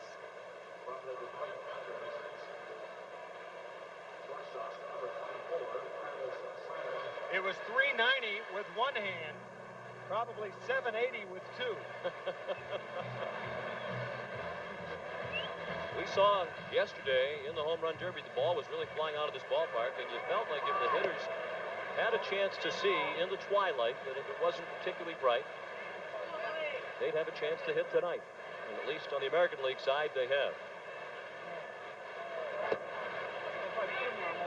Travis Fryman, the lone Detroit Tiger representative, and that created a stir. A successful fielder, the major league leader in runs batted in, was omitted, but that should not be any slight directed at Travis Fryman, because he is certainly a deserving all-star himself, and at age 23 he is still the youngest member of the Detroit Tigers.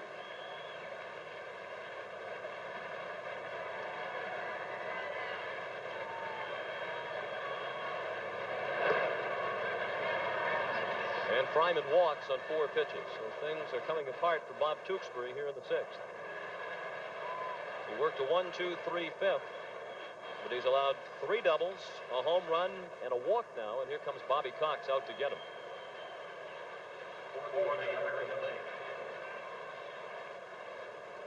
John Smoltz of the Atlanta Braves will be the new pitcher when we return to the 63rd annual All-Star Game. He also scored a run.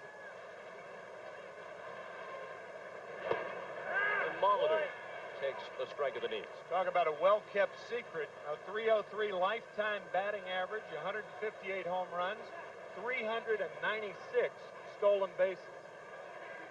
What a career he has had. And that has him in very elite company. He and Willie Mays are the only players in Major League history with a 300 career average, 150 home runs, and 300 steals. Another wow. Because he plays in a small media market, I'm not sure fans around the country appreciate what a consistently fine player Paul Molitor has been, and again this year at age 35. Member of his 5th All-Star team, Molitor pops it up. McGriff to the rail, does not have a play. We're in the 6th inning, 4 runs across in this frame for the American League. They also scored 4 times in the first, single runs in the second and third. It is 10-0.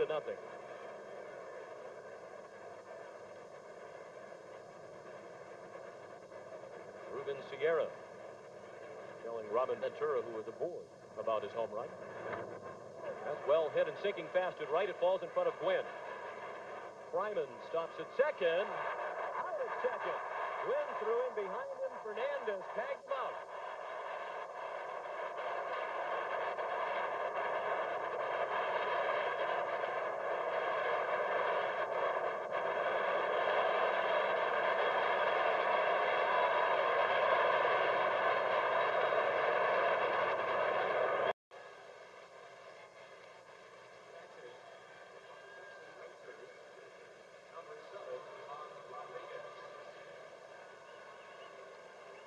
Diego, Jack Murphy Stadium. Pat O'Brien over in a place where we usually aren't, in the bullpen with Dennis Eckersley, and with this kind of lead, not too much pressure on you tonight, huh? It's nice to be able to talk to you 10-0, that's for sure.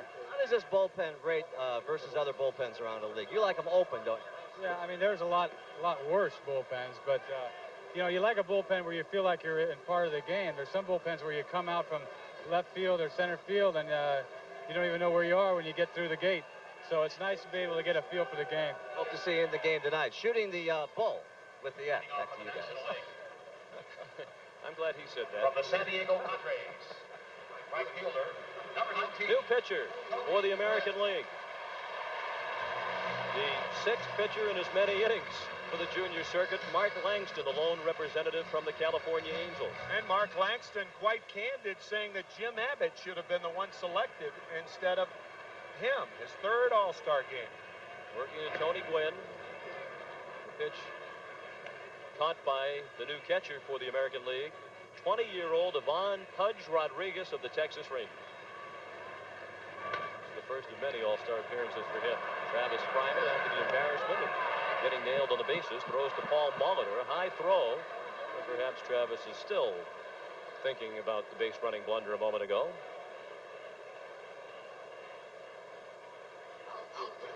Pittsburgh Pirates, number 24, Barry Bonds. Now Barry Bonds of the Pittsburgh Pirates. He's 0 for 2 tonight.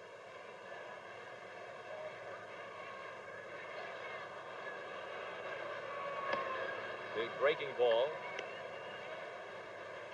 Roberto Kelly of the Yankees has come in to play center field. So all of the American League starters are out of the ball game now.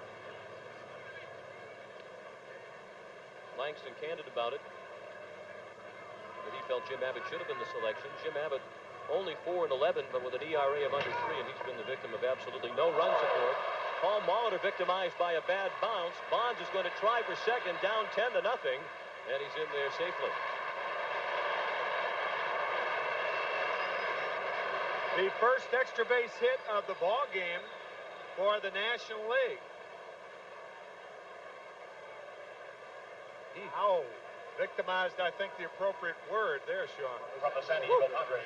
Just missing the coconut of Paul Molitor. So Bonds is aboard with the 5th National League hit of the night. And here is Fred McGriff, who's 1 for 2. He singled off Roger Clemens in the 4th. Mike Messina worked 1 perfect inning for the American League. Langston watched McGriff duck out of the way from the breaking ball.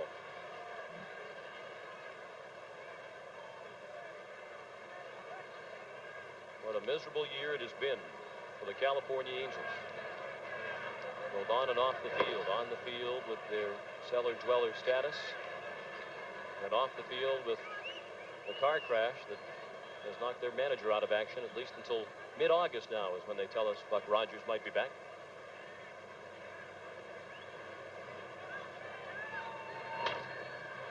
well hit. And in for a hit. Here comes Bonds to the plate. Anderson throws to the middle of the diamond, and the National League is on the board.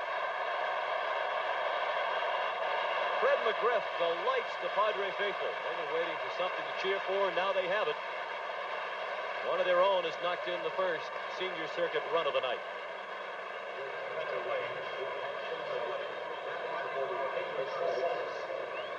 And the second hit of the ball game for Fred McGriff. Looked like a fastball away. And McGriff with good power the other way. He is a much better hitter against left-handed pitching this year, by the way. Batting .379 against left-handers this year. Speaking of good hitters against left-handed pitching. Will Clark batting for the pitcher Smoltz. .318, Will's average. He has started in the last 4 All-Star games at first base and was leading through most of the All-Star balloting this year, but was overtaken at the wire by Fred McGriff, who edged him by 16,000 votes. Will Clark, in a classy statement, said the fans made the right choice. Fred McGriff deserved to be the starter this year in the National League. It's interesting that these two earned a lot of respect for each other during the brawl that the Giants had with the Padres earlier this season. McGriff was really hot and charged out to the mound, and it was Clark who grabbed him and pulled him away, a member of the other team with whom the Padres were brawling. And Will Clark, in trying to restrain McGriff, said, "Fred, you're too good a player. Your team is going to need you for the rest of the season. No matter how mad you are, don't do this." It was really the beginning of what is a nice developing friendship for these two. They have always respected one another. Trevor Wilson, the left-hander for the Giants, was the pitcher that night. Both he and Fred McGriff were given 4-day suspensions by National League President Bill White. McGriff hurt his shoulder, and so did Clark. Clark slices it down the left field line. Long run for Anderson. It's a foul ball. Just foul in the American League bullpen.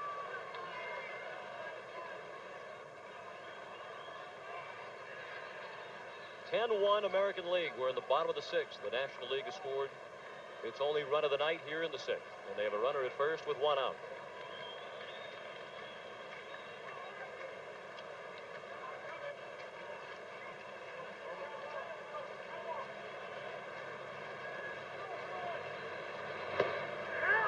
Strike 3. A 3-2 pitch. Clark thought it was outside.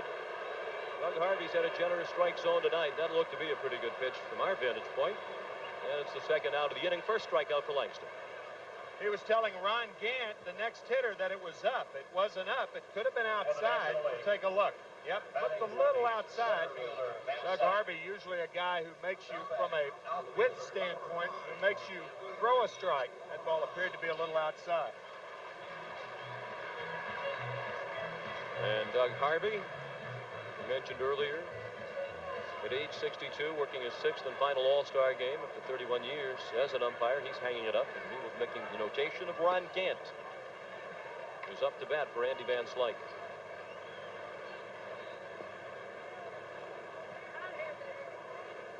Gant, a member of the Atlanta Braves, making his first All-Star appearance. And this was very important to Ron Gant. I was talking to Willie Mays before the game and in the National League clubhouse, and he was talking to Ron Gant, trying to get him to relax his left forearm while awaiting for the pitch. Saying that just instead of gripping the bat intently, there's Willie right there. Instead of gripping the bat intently, just relax the hands, and that in turn relax the forearms. That's a lot of arm to relax.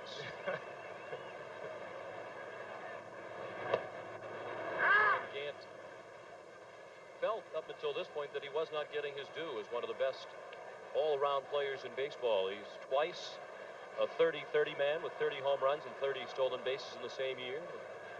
An All-Star for the first time tonight. And ahead in the count, 3 balls and 1 strike. The American League leads 10-1 in the bottom of the 6th. Fouled straight back, 3-2.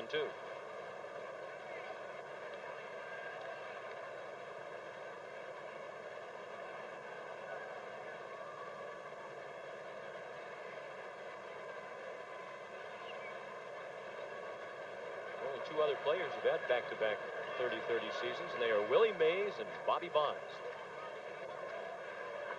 Amazing how Willie Mays' name keeps coming up when you talk about some of the extraordinary feats in the history of the game. He was the best player I ever saw.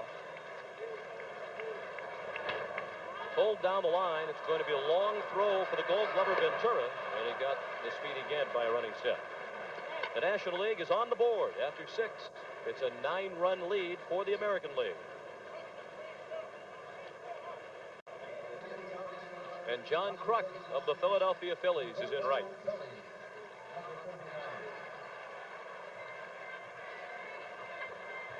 And Roberto Kelly is the batter. He's coming up for the first time tonight. Kelly, the lone representative of the New York Yankees in this All-Star game.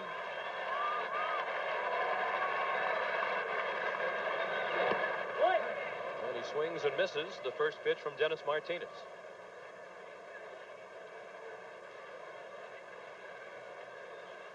Kelly, the first Panamanian-born player to play in the All-Star game since Ben Ogilvy in 1982.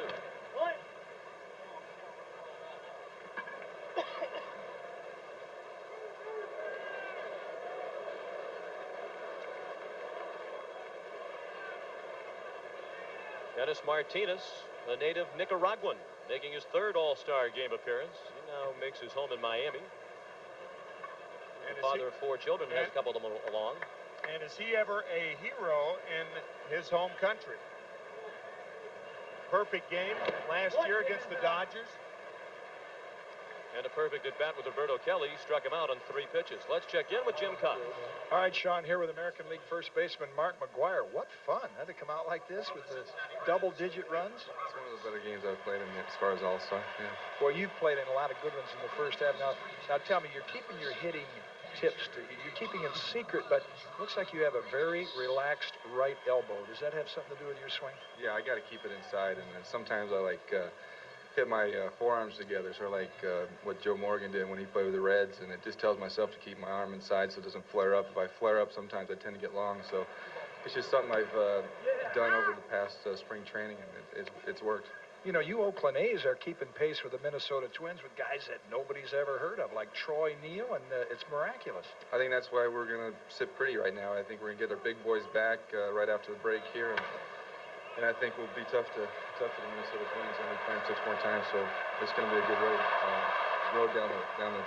This is terrible. It's easy to say. It's easy, I'll tell you. The big boy has been back. Yeah, the big boy has been back for the first half of the season, back upstairs.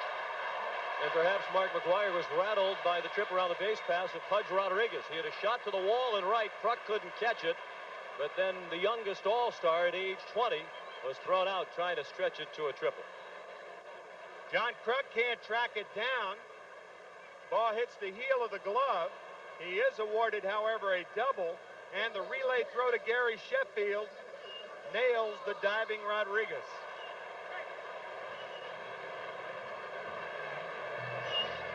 Rodriguez, the youngest All-Star at age 20 years, 7 months and 14 days.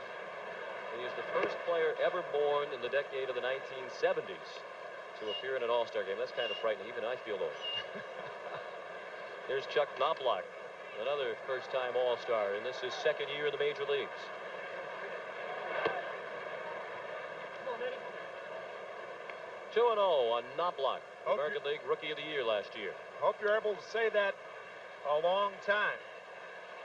Even I feel old. That's something that's nice to say for a long time. And Ivan, as you said earlier, will continue to say that. He is some talent.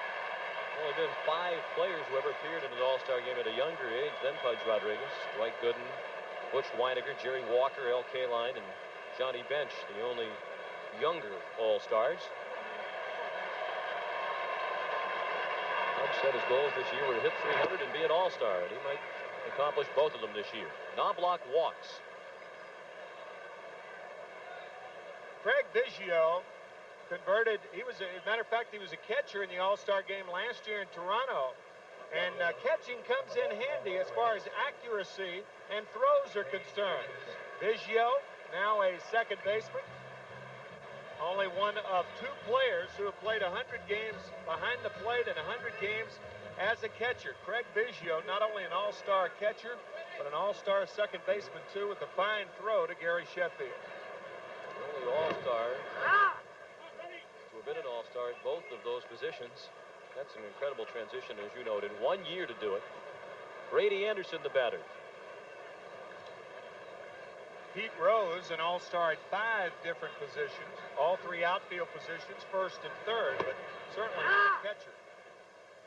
It was unlikely for Biggio to be here because of that transition. It was certainly unlikely at the start of this year that Brady Anderson would be here. Coming into the season, Anderson had a career batting average of .219. And he also owned the dubious distinction of being the only outfielder in the history of Major League Baseball to hit .231 or less in each of his first 4 seasons in the majors, with a minimum of 60 games played in the outfield. Like Sampson, he grew his hair longer and got stronger.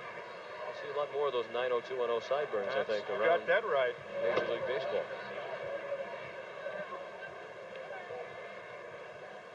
It is a fad in the Baltimore area now to have all the teenagers growing their sideburns longer.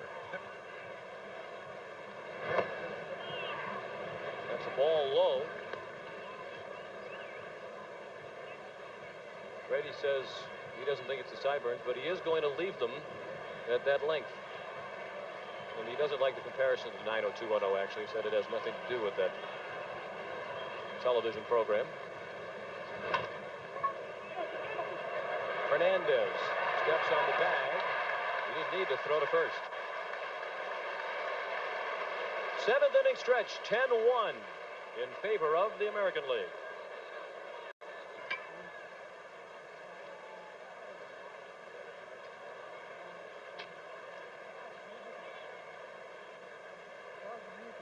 Thank you, Dan. The first pitch of the bottom of the 7th from new pitcher Cleveland's Charles Nagy is a strike to Craig Biggio. Biggio up for the first time. It's 10-1 in favor of the American League. Biggio had that foul ball bounce up. It looked like it hit him around the face, but he's okay. The scoreboard. The scoreboard. Why is it 10-1? Darren Dalton waits on deck. One of the reasons they converted Biggio to second base, the biggest reason, is to take advantage of his speed. He averaged 22 stolen bases a year as a catcher. He already has 19 this year, and he walks back to the bench as a strikeout victim of Charles Nagy. Let's check in with Jim Cott. 10-1 American League. In fact, Roger Clemens, the Rocket's so relaxed. He said, "You look like you're dressed for jogging." Where did he catch you on your way to? I just got done ice and I was going to do a little exercising, but after that shot, we just got a close look at that SWAT team. I don't know if I'm going to go out and run or not. You can do that. Hey, tell us that you're going to run now, so your toe must be okay. You had a little problems with that earlier this year. Sure did, and it's feeling really good now, so I'm excited about it and excited to get back and hopefully have a good second half. Yeah, and the Red Sox have played pretty good baseball coming up to the break, so you got to be a bit optimistic. You've got a long way to go. We are, and getting down to 10 games was a pretty nice feeling for the ball club. So we'll see what happens. We'll have to go at a pretty good clip the second half to catch Toronto and Baltimore. All right, have a good run. Have some fun out there. Get back for the finish of the game back upstairs. Speaking of running, Charles Nagy has become an avid runner because his wife, Jackie, is herself a runner and a fitness buff.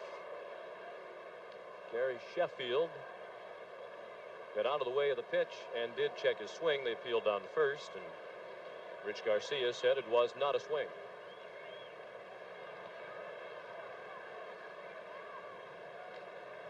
These fans can't be happy, Tim. Most of them National League rooters, but they're enjoying a gorgeous Southern California night.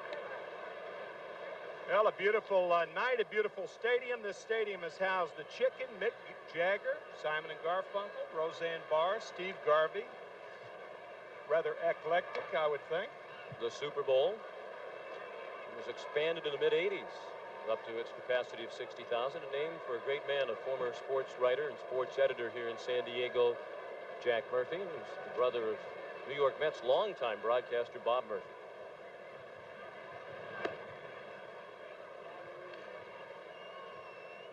Two and two on Sheffield. He's up with 2 outs and the base is empty. While Jim was visiting with Roger Clemens, Darren Dalton bounced to first. Whoa. I don't know if you flinched at home, but I did here in the booth as that one came right back to the camera. I'll let you know when to flinch. You have a little more experience with those balls coming in that direction. Unfortunately, I do.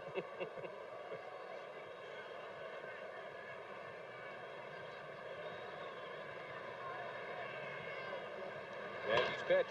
Bounced to short. Travis Fryman throws him out. 1, 2, 3. Goes the National League. The sun is setting on San Diego, and it is setting on the senior circuit. They're down by 9 as we. Base hit. I remember Tim Stoddard, the last American League pitcher to get a hit in the World Series. Third baseman, So Charles Nagy. That is the first hit by an American League pitcher in an All-Star game since Ken McBride. Now this was 11 years before the designated hitter came into being. Wow.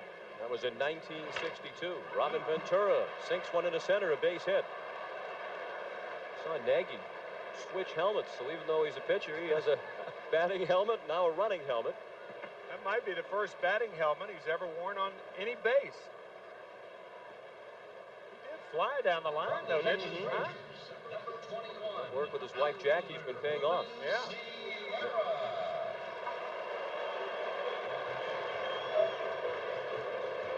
17 hits now for the American League. That ties the All-Star game record for most hits by one team. The AL had 17 hits back in 1954. Ruben Sierra 1 for 1 with his 2-run homer in the 6th. A couple of weeks ago, we did a game in Chicago. I was hanging around the Texas clubhouse and stumbled upon Ruben Sierra doing an imitation of Nolan Ryan.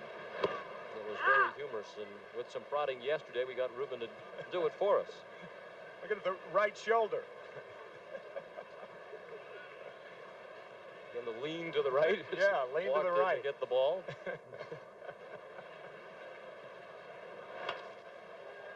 A double play ball if they hurry. But the throw from Biggio was a little tough for Fernandez to handle. They erase Ventura. Nagy to third on the play. First and third and 1 out. Sierra safe on the fielder's choice. We're in the 8th. It's 10-1 American League. From the Detroit Tigers, shortstop, Travis Fryman.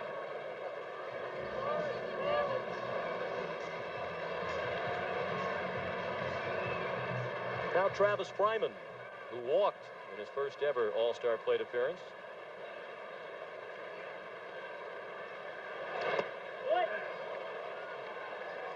Strike 1. That is the change off the change that Doug Jones has become so famous for. 128 saves, the all-time Cleveland Indians save leader. He has 19 this year, and there was another one. He reminds me a lot, you older folks out there remember Stu Miller with the head jerk and one change up after another. You have a tendency to swing at that arm motion. What a great story he is, too. Signing a AAA contract this spring with Tucson. And he has gone on to be one of the saviors in the Houston bullpen. He never did see any playing time in the minor leagues for Houston. He signed a AAA contract, but earned his right to start the season with the Astros in spring training.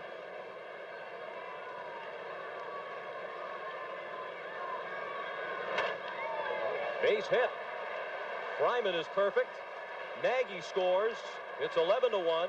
The throw to third is cut off. Sierra to third. So Fryman has walked and now singled to drive in a run in his first All-Star game.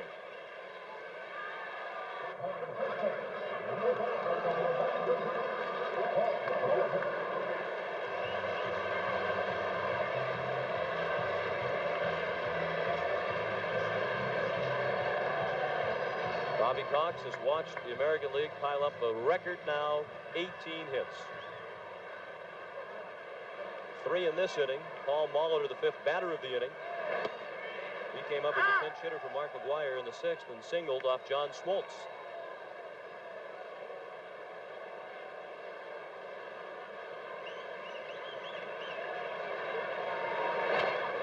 Chopped foul. Sporting new colors and a new name, the Goodyear Blimp Eagle from Carson, California, has been providing these aerial pictures. Tonight, the pilot is Joel Chamberlain.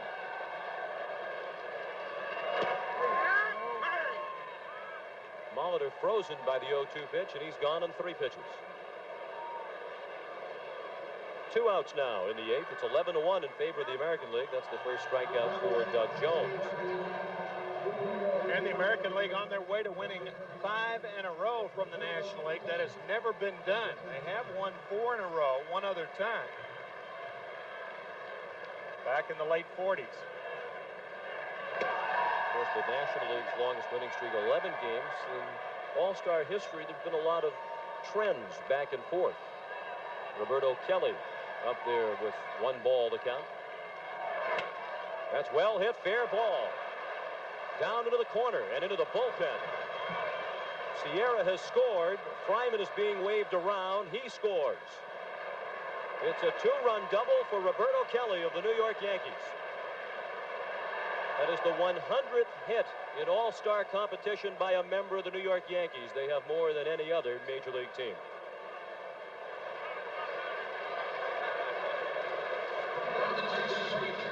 A changeup, and it's drilled past Mike Sharperson. And it plates 2, rattling around in the bullpen past Lee Smith. As you can see it hopping up as Sierra scores, Fryman scores 13-1, and the rout continues. Pudge Rodriguez swinging for the fences. Why not?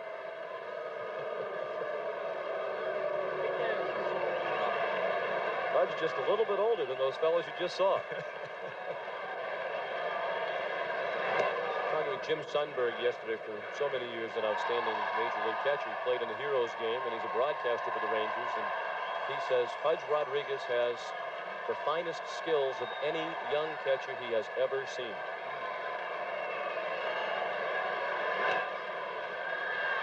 I think looking at him, what could develop is he's only 20 years old. He's very thick through the waist. He's thick through the thighs. He's thick through the chest. He could have a weight problem as he gets a little older. But you can see how he is put together. He's put together about like most catchers are. Jones stumbled as he delivered the pitch. He's got a lot of change-ups, but that was not in his repertoire. Slip pitch.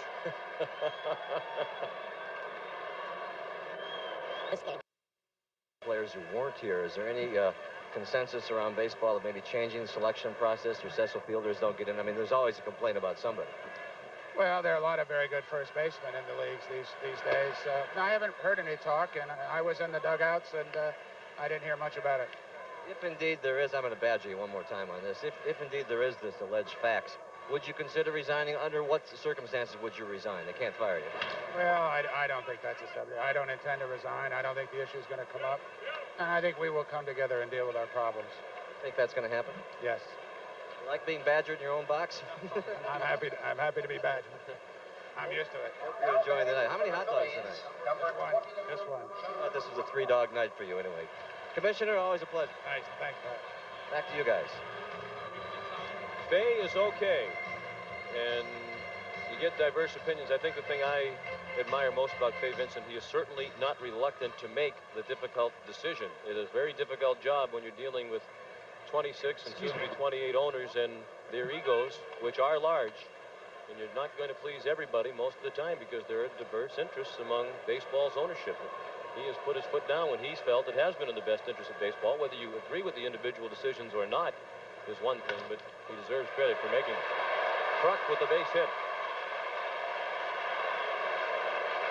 How many decisions, I think you have to ask yourself, how many decisions has he made that are wrong as far as the best interest of baseball are concerned?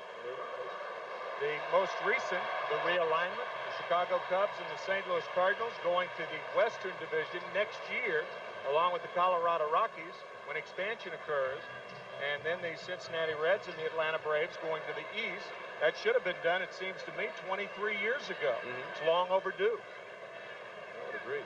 The only mistake he's made in recent days, and he admitted it, was when he summoned Buck Showalter, Gene Michael, and Jack Lawn of the New York Yankees to his office a couple of hours before an afternoon game to talk about their testimony in the Steve Howe drug hearing. There is Buck Showalter.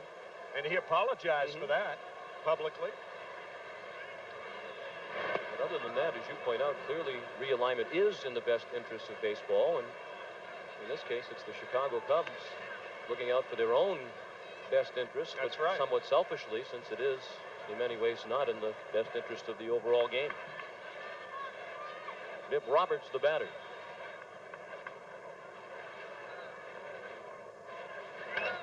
Base hit. So a couple of former Padres are on. They're facing Jeff Montgomery of the Kansas City Royals here in the bottom of the 8th with the American League leading 13-1. There is Montgomery. It was pretty well acknowledged that Kevin Apier, a starter with 10 wins for Kansas City, would have been their selection, but he worked on Sunday for Hal McRae and therefore would not have been available in this game. Useless to bring him to San Diego. He's unable to work, so Montgomery, who is their closer and was worthy of consideration, is on the mound. Not only worthy of consideration, but Tom Kelly says that he deserves to be on the team. Again, an example for an expanded roster. Bip Roberts, after the base hit, asked for the ball. It's his first All-Star hit.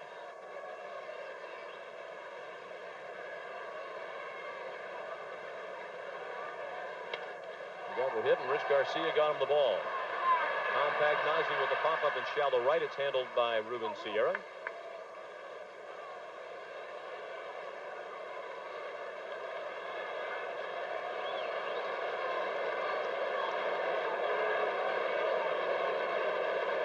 Now Will Clark, who was called out on strikes in the 6th. And there's going to be a pitching change here.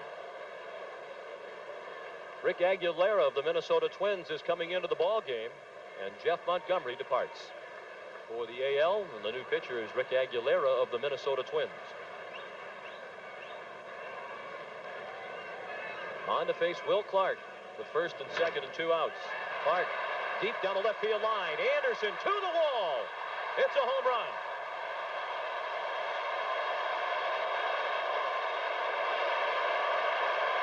Aguilera's first pitch taken out of the ballpark to the opposite field by Will Clark. It's 13-4 American League.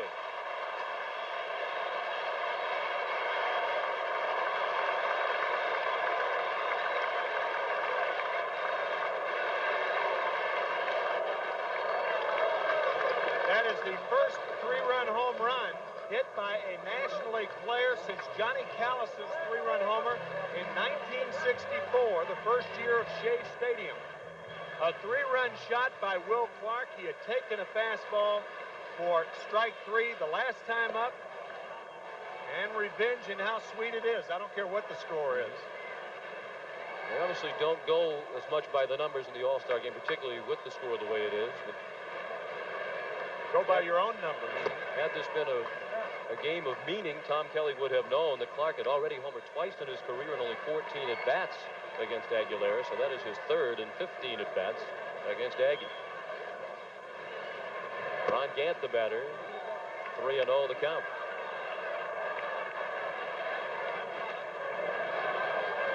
We did not have the twilight zone tonight here in San Diego, and the hitters are glad for it. Slashed foul and out of play, 3-1.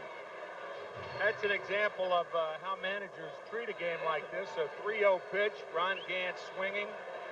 The National League 9 runs behind. But Bobby Cox, Ron Gant's manager, realizing he didn't come here to walk. He came here to hit. He wants to hit his way back to Atlanta. There's Roger Craig, manager of the Giants, one of Bobby Cox's coaches. Ventura in foul ground.